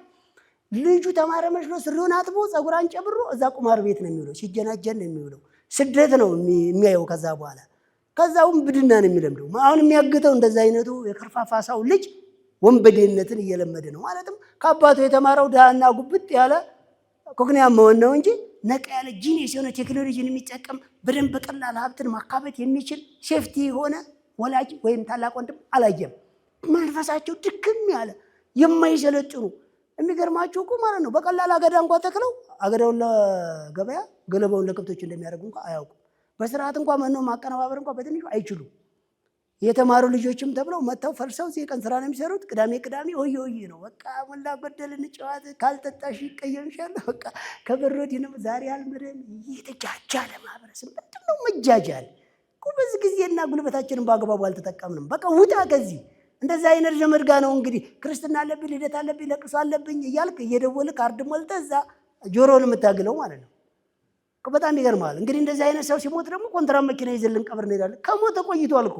ኧረ ዝም ብለህ ስራህን ስራ እባክህ፣ ስራህን ስራ እንጂ አንተ ገና ወደፊት አዲስ ዜጋ ቢፈጠር እንጂ እስካሁን ያለው ዜጋ በቁሙ ሞቷል። ወደ ጅል ነው። እኔም ማወራችሁ አንድ እርምጃ እንኳ ትርፍ ቦታ የሌለው ግቢ ተከራይቶ የልጁን ልደት ለመደገስ ወረቀት የሚበትን ጅል። ኧረ ከዛ ግቢ ውጣ መጀመሪያ አንተ። እንዴ ምን ሆነ ነው? አልባነንክም። ደግሞ የሚገርመኝ እዛ ቤት ውስጥ እኮ በሴፉም በምኑም በጎን አንከባሉ ሶፋ ያስገባል። ደግሞ እዛ ግቢ እንዲህ ማይንድህን አስፋው እንጂ ሳምንት ላይ የተገጠመው ግጥም በጣም አይገርማችሁ? ሰው ለማንኛውም እስኪ ወደ እናንተ ጥያቄ ልመለስ። እናንተ እንዲህ ቁጭ አድርገው ካልሰደቧችሁ በደንብ ስለማነቁ ነው። አንድ ጊዜ በተሳዳቢ ተሰይሜያለሁ። አንድ ሰውዬ እንዲህ አለ፣ ኧረ ጎበዝ ይሄን ሰውዬ በገዛ ገንዘባችሁ አትሳደቡ አለ። እኔ በገዛ ገንዘቤ ነው የተሳደብኩት። አልገባህም እንጂ እናንተ በምከፍሉ ብር እየተዳደረ አለ። ብር ከፍላችኋል? ከዚህ መካከል ብር የከፈለ እጅ የሚያወጣ በእርግጥ ስላልከፈላችሁ አይደለም የምሰድባችሁ፣ አለመለወጣችሁ እያሳዘነኝ ነው። 10 ዓመት ያሰራችሁ ሰራተኛ ባዶውን ቀርቶ እናንተ አይደብራችሁም እንዴ? እኛ ጋር እኮ 5 ዓመት ከሰራ እልል ያለ ማርኬት ይከፍታል ወይ ደግሞ ኢንዱስትሪ ባለቤት ነው። እንደዛ አድርጉት እንጂ ምን ሆናችሁ ነው? ሴትም ወንድም እኩል ቅጠሩ፣ ከዛ ትዳር ፍጠሩላቸው፣ ድርጅት ፍጠሩላቸው። ባለሀብቱን እንደ ጉድ እንፈልፍለው። ምንድነው ታደለች ሀገር ላይ ሆኖ እንዲሁ የሆነ ችግር መጫወት በጣም እኮ ነው የሚያስጠላው። ብሬን እኮ ነው። እኔ ልንገራችሁ፣ የፈለገ ሰው ጋር አንድ ቀን ካገኘሁት ያ ሰው የኔ ወዳጅ የኔ አክባሪ ነው። ለምን ካላችሁ ኤነርጂ ያጋባበታል፣ አሰራር አሳየዋለሁ። ከዛን ጊዜ ጀምሮ አይቸገርም፣ እኔን ይከተላል፣ አብሮ ባለሀብት ይሆናል። እንደዛ ማድረግ እኮ ነው ያለባችሁ እናንተ። ሀብታም ትጫወታላችሁ፣ እንደገና ለቅሶ እንደገና ድነት። ምንም እኮ ግራ የተጋባ ነው። እኔ አንዳንድ ሰው የሚይዘው ስልክ ሳይ በጣም እኮ ነው የሚገርመኝ ምን እንደሚያካክል። ከዛ ግን አከራው እንዳያየው እንዲህ ተደብቆ ይገባል ማለት ነው። ለምን ሲባል ኪራይ አልከፈሉ። ደግሞ ትምህርት ቤት ያላቅሙ ያስገባና ሄዱ። ትንሽ ትምህርት ቤት እየሰፈርኳል። ኧረ ካልሆነ መንግስት ትምህርት ቤት ርዕስ እየበላ ይማርባክ። መጀመሪያ ስለ ነገው አስብለት። ከዛ በእናትህ የልጆች ትምህርት ቤት 2 ወር ሆነ ሊባረሩ ነው። ቅበረኝ ነው የምልህ በእናትህ ብቻዬን እናድርግልኝ ይላል። ከዛ ጎቱ ጋር ይደውልና እኔ ጋር በቀን ስንት ሰው ይደውልና በጣም እኮ ነው የሚያስቁት። ግን እኮ የሆነ ቦታ ላይ በራይል ነው የሚንቀሳቀሰው። እንደዚህ አታድርጉ ባካችሁ። ስታንዳርድ ይኑራችሁ። ሾው በጣም ጊዜ አባከንኩ፣ ቅርታ አድርጉልኝ። ታደስ እኔ ሰላም ነኝ። ዛሬ እንኳን የተነሳሁት ለራሴ ጥያቄ ሳይሆን ሰሞኑን የዛሬ 2 ሳምንት ሶሻል ሚዲያ ላይ የዛሬ ሳምንት በተለቀቀው መሰረት ብዙ ሰው እኔ ጋር እየተደወለ ነበር። እኔ በገባኝ አቅም እየመለስኩላቸው ነበረ። አንደኛ ዲላ አካባቢ ናት ያለችው። ማር በብዛት ጫካ ስላለ ስለሚመረት ቀፎ እናገኛለን ወይ? ሁለተኛ ደግሞ ሲዳማ አካባቢ የጠውላ ስራ ነው የምሰራው፣ ማሽን አለኝ፣ እንዴት ላርግ ነው ያለኝ። ብዙዎቹ ደውሎልኛል፣ ግን ምን ልስራ ነው አብዛኛው። በቃ ምን ልስራ፣ ይህንን 10,000 ብር አለኝ፣ ምን ልስራ? እኔ ዩቱቡን ተከታተሉ ብያቸዋለሁ። አመሰግናለሁ። እሺ ከልብ እናመሰግናለን። ለቀጣው ትስጥልኝ። በነገራችን ላይ ሰዎች የቢዝነስ ማማከርና የቢዝነስ ፕላን የተግባር ስልጠና አልገባቸውም። ብዙ ጊዜ እኔም ጋር መጥተው እንደዛ ነው የሚሉት። ውጭ ሀገር አንድ ዘመድ ነበረኝና ብር ሊልክ ነው ምን ልስራ፣ እና ደግሞ የሆነች ነገር ነበረች ሸጠን የአታችን ቤት ተካፍለናል ምን ልስራ፣ እና ደግሞ ትንሽ ብድር ታመቻቻላችሁ ወይ፣ እና ደግሞ የት ብሰራ አሪፍ ነው የሚሉን ሰዎች አሉና ይህንን ጥያቄ ብቻ አትጠይቁም ብለናል። አያችሁ እኛ ያለው ይህን ያክል ብር አለኝ እዚህ ቦታ ላይ ይሄን ልሰራ ነበረ፣ ግን እንዴት ልደግ፣ እንዴት ደንበኛ ላገኝ፣ እንዴት ላንቀሳቅሰው፣ እሷን ብቻ ነው ወደኛ የምትጠይቁት እሷ ዘርፍ ላይ። ስለዚህ ምናልባት ሲቀጥል ደግሞ ፍስሐ ስልኩን ያስቀመጠው የባልትና ውጤቶች አሉኝ፣ አገልግሎት እየሰጠው ነው፣ ያንን ምርት ተጠቀሙ፣ አላችሁበትም አደርሳለሁ፣ እየመጣችሁም ውሰዱ። እንደኔ አይነቱ ሰው ሌላ ቦታ ሳንቲም ይለምናል። እኔ ደግሞ ስራ እየሰራሁ ነው። በመግዛት በመጠቀም አግዙኝ፣ ስራ አስለምዱኝ፣ ይህም ባህል እንቀይረው ብሎ ነው እንጂ ስልኩን የለጠፈው። ስለ ሚሊዮነሮች መንገድ ስልጠና እንዴት ነው ግን? የት ነው ድርጅቱ? እንዴት ነው ስራ የሚጀመረው? አሁን ይሄን ያክላለኝ ምን ያሰራኛል እንድትሉ አይደለም፣ በደንብ ወቁ። ለማንኛውም ፍፄ የነገረኝ መልስ ትክክለኛ መልስ ነው። ከልብ እናመሰግናለን። ያው ፍስሀ ማለት የባልትና ውጤቶችን እያመረተ ነው በአሁኑ ሰዓት። ቅርብ ጊዜ ላይ በለገዳዲ ነው የሚገኘው። ቅርብ ጊዜ ላይ በጣፎ ቆንጆ የባልትናና የጥራጥሬ ቤቶችን አስተካክሎ በቅርብ ቀን ደግሞ ፕን ያደርግላቸዋል ማለት ነው። ለፍፄ በእናታችሁ 3 አካል ጉዳት ይዤ ነው እንጂ ወደፊት ምናልባት አካል ጉዳተኛው ሚሊዮነር በቅርብ ጊዜ መባል አለበት። ይሄ ደግሞ የሁላችንም ኃላፊነት ነው። ጎበዝ የሁሉ ወጣት እያለ አሁን የዚህ ሰው አገልግሎት ከፍ ማድረግ ያቅተናል። እንኳን መጠቀም መርዳት አለ። እኛ ግን እርዱ አላለም። ተጠቀሙ እስኪ በቃ አይዞህ ብሉ፣ ምርት አቅርቡለት፣ ጥሬ ዕቃ አቅርቡለት። ከዛ ደግሞ ከሱ ግዙት፣ እናነቃቃው። ይሄ እኮ ነው በቃ የሚገርመው። ጀግና ሚስት አለችው። እሱ ደግሞ እንደዚህ እየዳሰሰ ትገዛለህ መርጠህ ከተመቸ ነው የሚለው እንጂ እርዳኝ ምናምን አይላችሁም። ይኸው እየሰራው ነው። በሁኔ ነው የሚያናግራቸው። በነገራችን ላይ በጣም መባረክ እንዲህ ነው። እሺ ቀጥል። እዛ ጋር ስራ በቅርቡ ጀመሬ ነው። ያው ላስተዋውቅ ብዬ ነው። ስሜ ዮሐንስ አዳነ እባላለሁ። የምገኘው እዚሁ ጎሮ ገብርኤል አካባቢ ነው። ቀበቶ ምናምን አዞር ነበር፣ ከዛ መነጽር፣ ከዛ ደግሞ አሁን ትንሽ ወረቱ እየበዛ ሲሄድ ያው እያዞርኩ ስለሆነ የሚሸጠው። ምንድን ነው የምታዞረው? መነጽር። እሺ።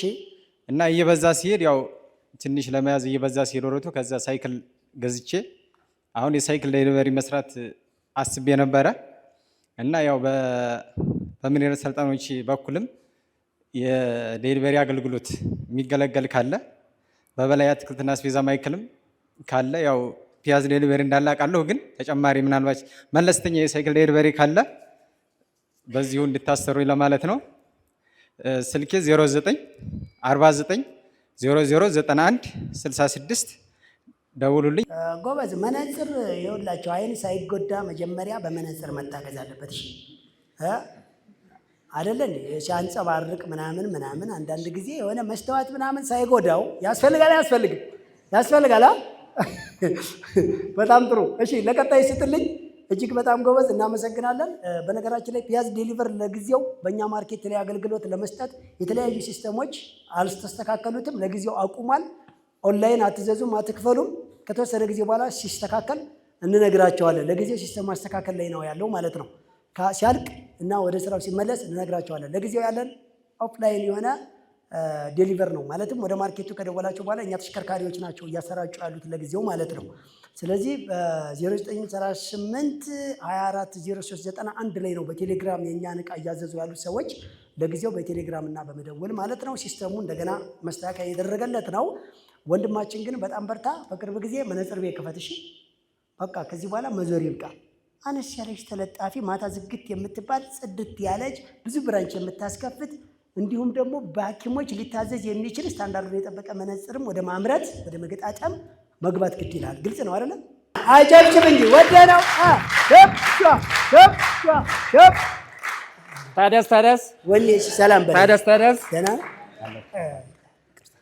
ኤነርጂው የቀላል እንዳይመስላችሁ። እሺ ቀጥል። ለደቂቃ 1 ደቂቃ አለ። ገበሬው ነጋዴ ነኝ። እንደምታውቁኝ ዛሬ ልጠይቅ ያሰብኩኝ ብዙዎቹ አልጠየቁም። ቼክ ስንገበያይ አሁን ለምሳሌ እኔ በ100,000 ብር ነው ካፒታልን አስመሰገብኩት። ለምሳሌ አሁን 1 ዓመት አልፎናል።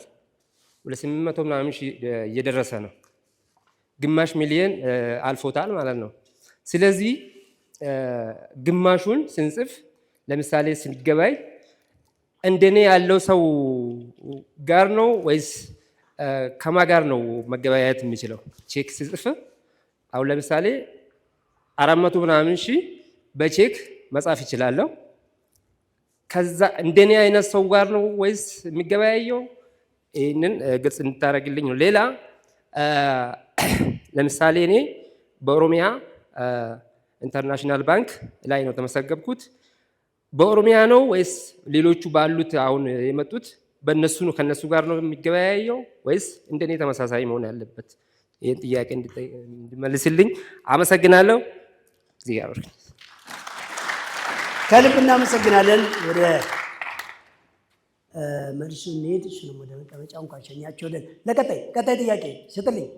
ምንም አይነት ነገር ያልጠየቀ ሰው እዚህ አልነበረም ማለት ነው፣ ወይም ገብቶታል እያሳካ ነው፣ ለቅሶ በውስጥ ቤት እንዳይልክበት። ለቀጣይ ጥያቄ ስጥልኝ። በጣም ጥሩ። ወደ ገበሬው ነጋዴ ስንሄድ አምራችም ነጋዴም መሆን ይቻላል አይቻልም? አሁን ወደፊት ይህ ሰውዬ ከ5 ዓመት በኋላ የኢንዱስትሪ ባለቤት ነው። እርሻን ለመጪው ትውልድ ለቀቅ ማድረግ አለበት። እንደገና ተራ ንግድን ለታችኛው ሰልጣኝ ለቀቅ ማድረግ አለበት። እንደዚህ ነው። ይቺ ስቄት አኖረኛለች እንትና ወላ ትግባ እያልክ እዛ እየጋጥህ አንተ ብቻ አንሰርታ 4 ቤተሰብ አታስተዳድርም። እንደዚህ ብሎ ነገር የለም። መቀየር ነው። ለታችኛው ጄኔሬሽን እየለቀቀ መምጠቅ ነው ያለብህ። አንተ በወሬ አትምጠቅ እንጂ እንደነ ደረጀ ጀግና ሆኖልን። በጣም ጥሩ። ይሄ በነገራችን ላይ ማንኛውም ሰው ወደ ቢዝነሱ ከገባ በኋላ በአቅሙ ልክ በቼክ መገበያየት ይቻላል ብለናል። አሁን እንደነ ደረጀ አይነቱ ግንዛቤው በደንብ እየተስፋፋ እስከሄደ ድረስ በኦሮሚያና በፀደይ ባንክ አሁን ቼክ ያሳተሙ አሉ፣ ያላሳተሙ ማሳተም ይችላሉ። ቀጣይ ግን አሁን እንደነ አዲስና ስኬት ባንክ ደግሞ ክሬት አድርገው ልክ ግቡ ካልናችሁ በኋላ ወደዛ ስከፍቱ በእነሱም ባንክ የከፈታችሁ ሰው፣ በነገራችን ላይ አንዱ ባንክ ላይ አንድ ነው ምርጫችሁ። ከአሁን በፊት አንዳንድ ላይ ከከፈታችሁ በቃ እሱን ነው ዴቨሎፕ የምታደርጉት። አሁን ደግሞ ያልከፈታችሁ ሰዎች ናቸው አዳዲስ ላይ ከፍቱ እንጂ የከፈታችሁ አንድ ጊዜ ከፍታችኋል። ሌላው ቼክ ለጊዜው ለመገበያየት አቅም እስከሚፈጥር ድረስ ሁለቱ በተቃራኒ ባንኮች ያሉ የቼክ ባለቤቶች እርስ በርስ መገበያየት ይችላሉ። በቼኩ ይቻላል። ከተወሰነ ጊዜ በኋላ ግን ቁጥራቸው እየበዛ ሲሄድ የአንዱን ባንክ በአንድ ቦታ የአንዱን ባንክ በአንድ ቦታ ነው የምናደርጋቸው። አሁን ግን እዛኛውም እዚኛውም አትክፈቱ። አንደኛው ባንክ ከከፈታችሁ በቂ ነው። ወደፊትም አንደኛው ባንክ ላይ ነው የምከፍቱት ከተመረጡት ውስጥ። ብቻ የሚሊዮነሮች መንገድ ብለህ አካውንት ከፍታለህ። ስትከፍቱ አንደኛ አካውንት ደብተር አትስጡ ብለናቸዋል። ከዚህ በኋላ ዲጂታል ብቻ የሆነ አካውንቱ። ሲቀጥል ደግሞ ወለድ አልባ ነው። ለተቀመጠ ገንዘብ ወለድ አይወልድም። ማንቀሳቀስ ነው። መምከር፣ መቆጠብ፣ ማስቀመጥን አንመክርም። ለምታንቀሳቀሱት የሞባይል ባንኪንግ ቢሆን ሌላ ትራንዛክሽን ሰርቪስ ቻርጅ አለው። ይሄ ግልጽ ነው። ማለትም ለተገለገልንበት ነገር መክፈል ጥሩ ስለሆነ፣ ነገር ግን ለእኛ ብቻ የሚሊዮነሮች መንገድ የሚል ፕሮዳክት ክሬት አድርገው አንዱ በባለፈ ነግሬያቸዋለሁ። ምንድን ነው ያለው? ብሩ በኋላ ሲበዛ ቢወስዱብንስ? አጃይብ እኮ ነው። ለነገሩ ጥያቄው ፊት ለፊት አለመሆኑ እንጂ ጥሩ እኮ ነው። ምን ችግር አለው? ችግር የለውም እኮ ሰው። ለማንኛውም ግን ከአንዱ ባንክና በተቃራኒ ባንክ ቼክ የከፈታችሁ ሰዎች ግን እርስ በርስ መገበያየት ይቻላል። ትልቁ ነገር በአካውንታችሁ ግማሽና በምትገዙት ዕቃ ግማሽ ወደ ሚሊዮነሮች መንገድ መጀመሪያ የተመዘገበ መሆን አለበት። ስለዚህ ሁላችሁም ትራንዛክሽኑን ለማንቀሳቀስና አሪፍ ለማድረግ በቼክ መገበያየቱ ይቻላል። ሌላ ቼኩን አሳልፎ ለሶስተኛና ለሁለተኛ ወገን ትራንዛክሽን መፍጠር ይቻላል። ወዴት? ወደኛ ተደውሎ። ምሳሌ ደረጀ ከአንድ ነጋዴ ወይም ከአንድ አርሶ አደር በቼክ ከገዛ የአርሶ አደር ደግሞ በዛ ቼክ ከጀርባው ጽፎ ለሌላ ሰው መገበያየት ይችላል።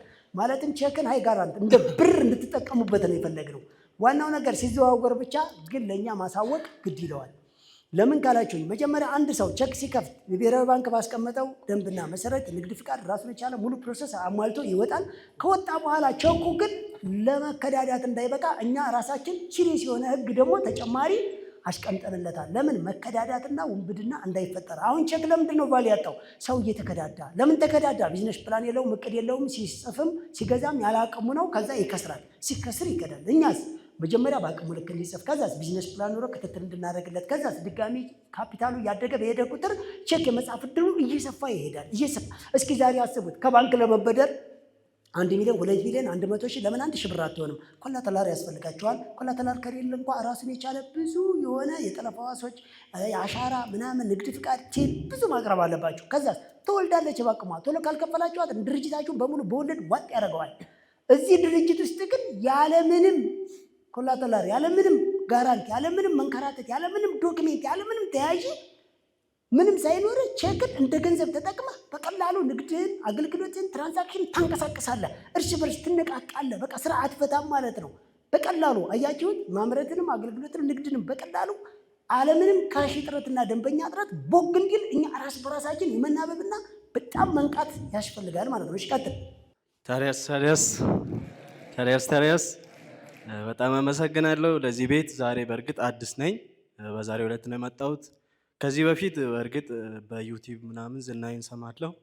በጣም ምኞት የነበረ የመጣሁት ከወላይታ ሶዶ ዛሬ ጠዋት ወጥቼ በአይኔ ማየት አለብኝ ብዬ በወኔ ተነስቼ ስለመጣሁኝ በጣም መጥቼም ከወላይታ ሶዶ ከሁሉ ሀገር አቋርጦ ነው የመጣው። እናንተ ከዛ ነው የመጣሁት።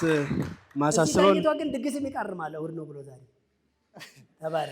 እሺ በጣም ማሳስበው ነገር ያው ትንሽ የቋንቋ ችግርም ቢኖርም እየተኮላተፍኩም አወራለሁ። ምን ያህል ደፍሮ ነው እንዳትሉኝ። ደግሞ ስታወሩ በአማርኛ አንተ አሁን ቀልጠፍ ብለህ ስታወራ ብዙ ማይገባኝም ነገር አለ። ቀረብ ብዬም ጠይቃለሁ።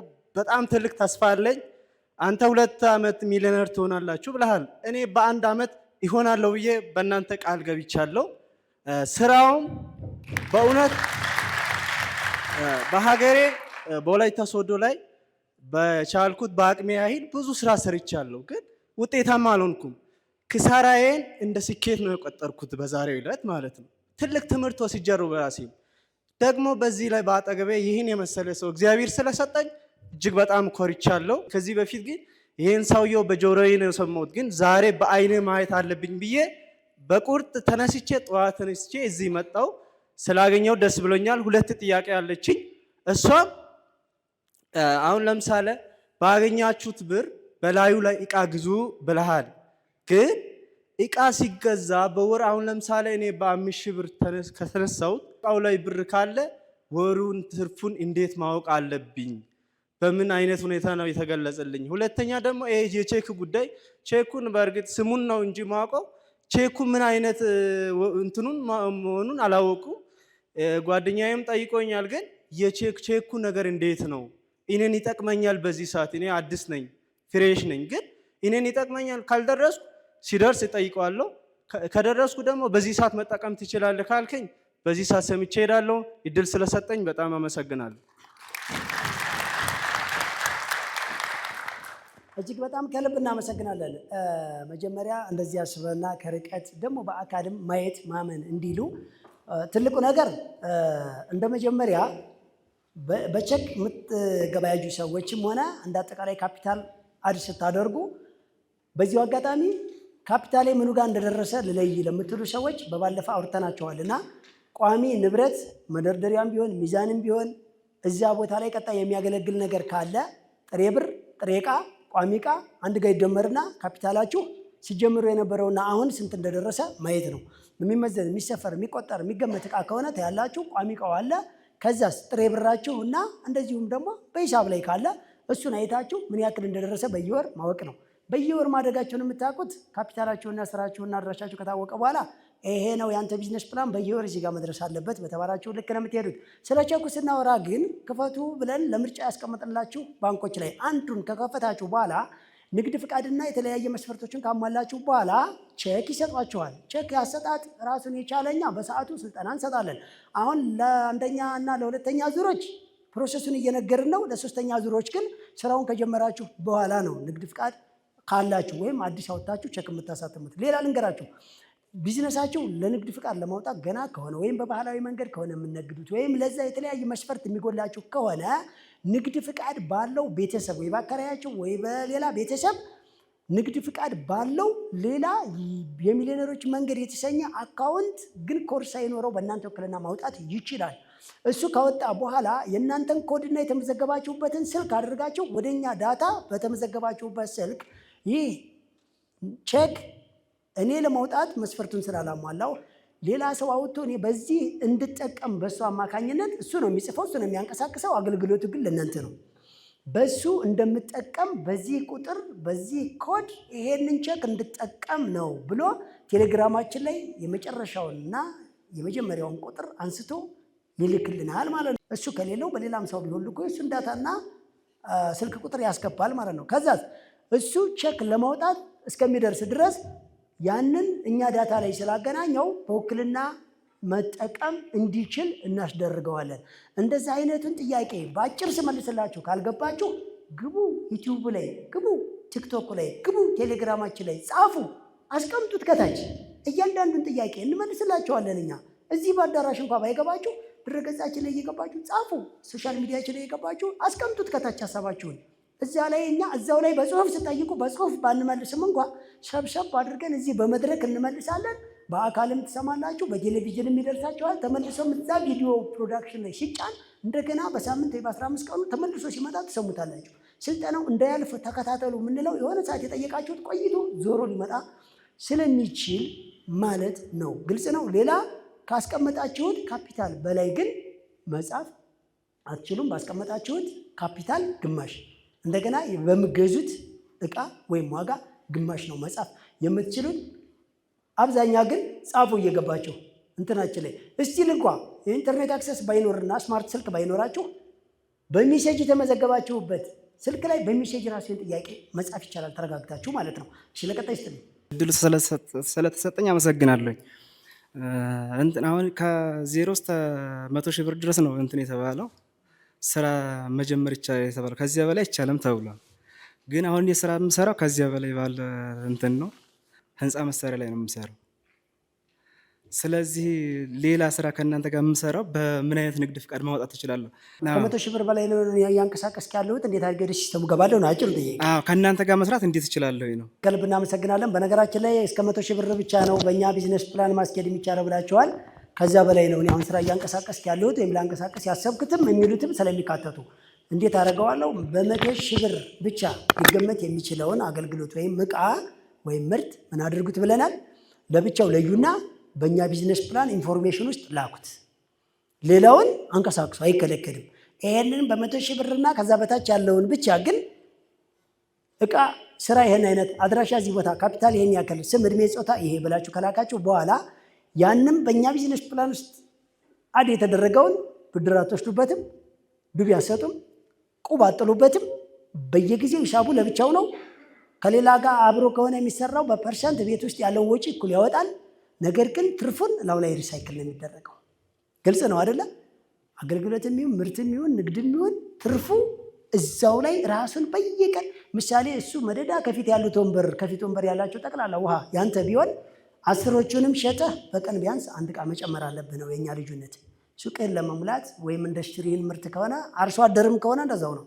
በነገራችን ላይ አንዳንድ ጊዜ ያው እንደዚህ ለምሳሌ ያክል እቃን ስንጠቀም ለነጋዴ ብቻ ይመስላል።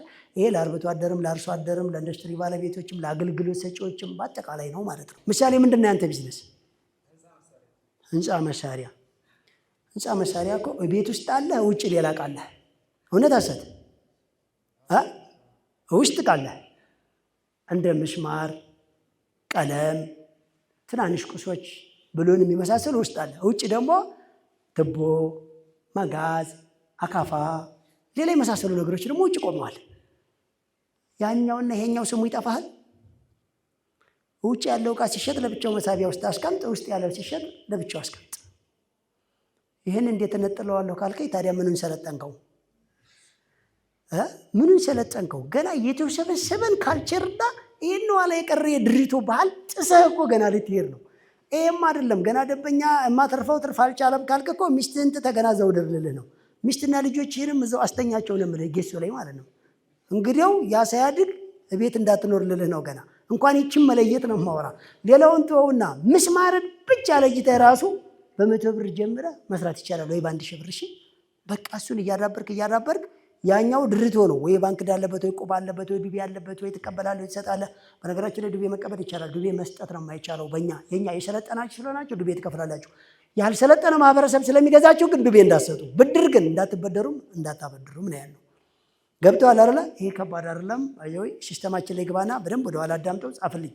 ዛሬ ይቀርባል ብለን የ13ኛው ወርና 14ኛው ወር ሰልጣኞች ከ1 ዓመት በኋላ የሆኑት የቢዝነስ ፕላን አቅጣጫውን የት እንደደረሰ ባለመናገራቸው ይቅርታ የጠየቀን ሳምንት የመጀመሪያው ፕሮግራም የእናንተ ነው። እንዳጠቃላይ ግን ሳምንት የኢንፎርሜሽን መላክና የአዳዲስ አጀማመር የቾክና የግብይት ትስስሩ የ3ኛው ዙር መደመር መቀላቀልና ትልቅ መቀጣጠል ዋዜማው ላይ ደርሰናል። ምናልባት ከትልልቅ ድርጅቶች ጋር አድ እያደረግን ነው ሲስተማችንን በቀላሉ የግብይት ትስስሩ ግን አገር ከአገር ልምድ መለዋወጥ ከእናንተ የሚቀጥል ሶሻል ሚዲያችን ላይ በጣም ማቀጣጠልን ጀምሩ። ጥያቄያችሁን በየቀን ጠይቁ ማለት ነው። ከዚህ በዘለለ ግን ጊዜያችሁን ሰውታችሁና እዚህ መጥታችሁ ፋይት እያደረጋችሁ ሙቀትና ሌላውን ነገር ትታችሁ ለመለወጥ ጆሮ ለምትሰጡና ቁርጠኞች ለሆናችሁ እኛም ደግሞ ገንዘባችንን፣ ጊዜያችንን፣ እውቀታችንን ለመስጠት ያደለን የባረከን ፈጣሪ በጋራ የ1 ደቂቃ የህሊና ጸሎት እናድርግና መልካም ሳምንት።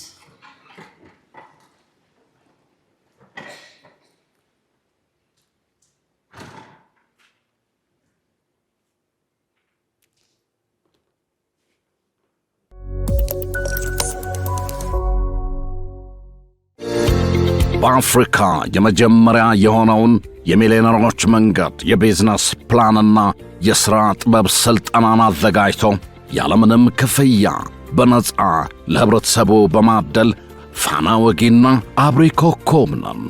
ታዲያ የዚህ ሁሉ የልህቀት ሥልጠናዎች ሙሉ ወጪያቸው በበላይ አትክልትና አስቤዛ ማዕከል ይሸፍናል። አስደማሚ ነው። እርሶም ከበላይ አስቤዛና አትክልት ሲሸምቱ በአገልግሎታችን ይደሰታሉ። በሀገራችን የቢዝነስ ስልጣኔ ላይ አሻራውን ያትማሉ። በአንድ ጠጠር 2 ወፍ ይሏል። ይህ ነው በላይ አትክልትና አስቤዛ። ቁጥር 1 ካራ ኮተቤ መድኃኔ ዓለም መግቢያ 60 ሜትር ገባ ብሎ፣ ቁጥር 2 በእድሳት ላይ ነው። ቁጥር 3 ወደ ኮተቤ ገብርኤል በሚወስደው አዲሱ አስፓልት ላይ፣ ቁጥር 4 ወሰን ወደ ራእይ ጤና ጣቢያ መግቢያ ከዋናው አስፓልት 30 ሜትር ገባ ብሎ፣ ቁጥር 5 ፊጋ መስቀለኛ ወደ መገናኛ ታክሲ መያዣው ጋር ከ500 በላይ የእርሻና የፋብሪካ ምርቶችን በአንድ ቦታ በተመጣጣኝ ዋጋ ይሸምቱ፣ ይንበሽበሹ። በ0911 992411 ሃሎ ይበሉን። በላይ አስቤዛ ማዕከል የጊዜውና የኢኮኖሚው ብቸኛ ጋር በላይ አስቤዛ ማዕከል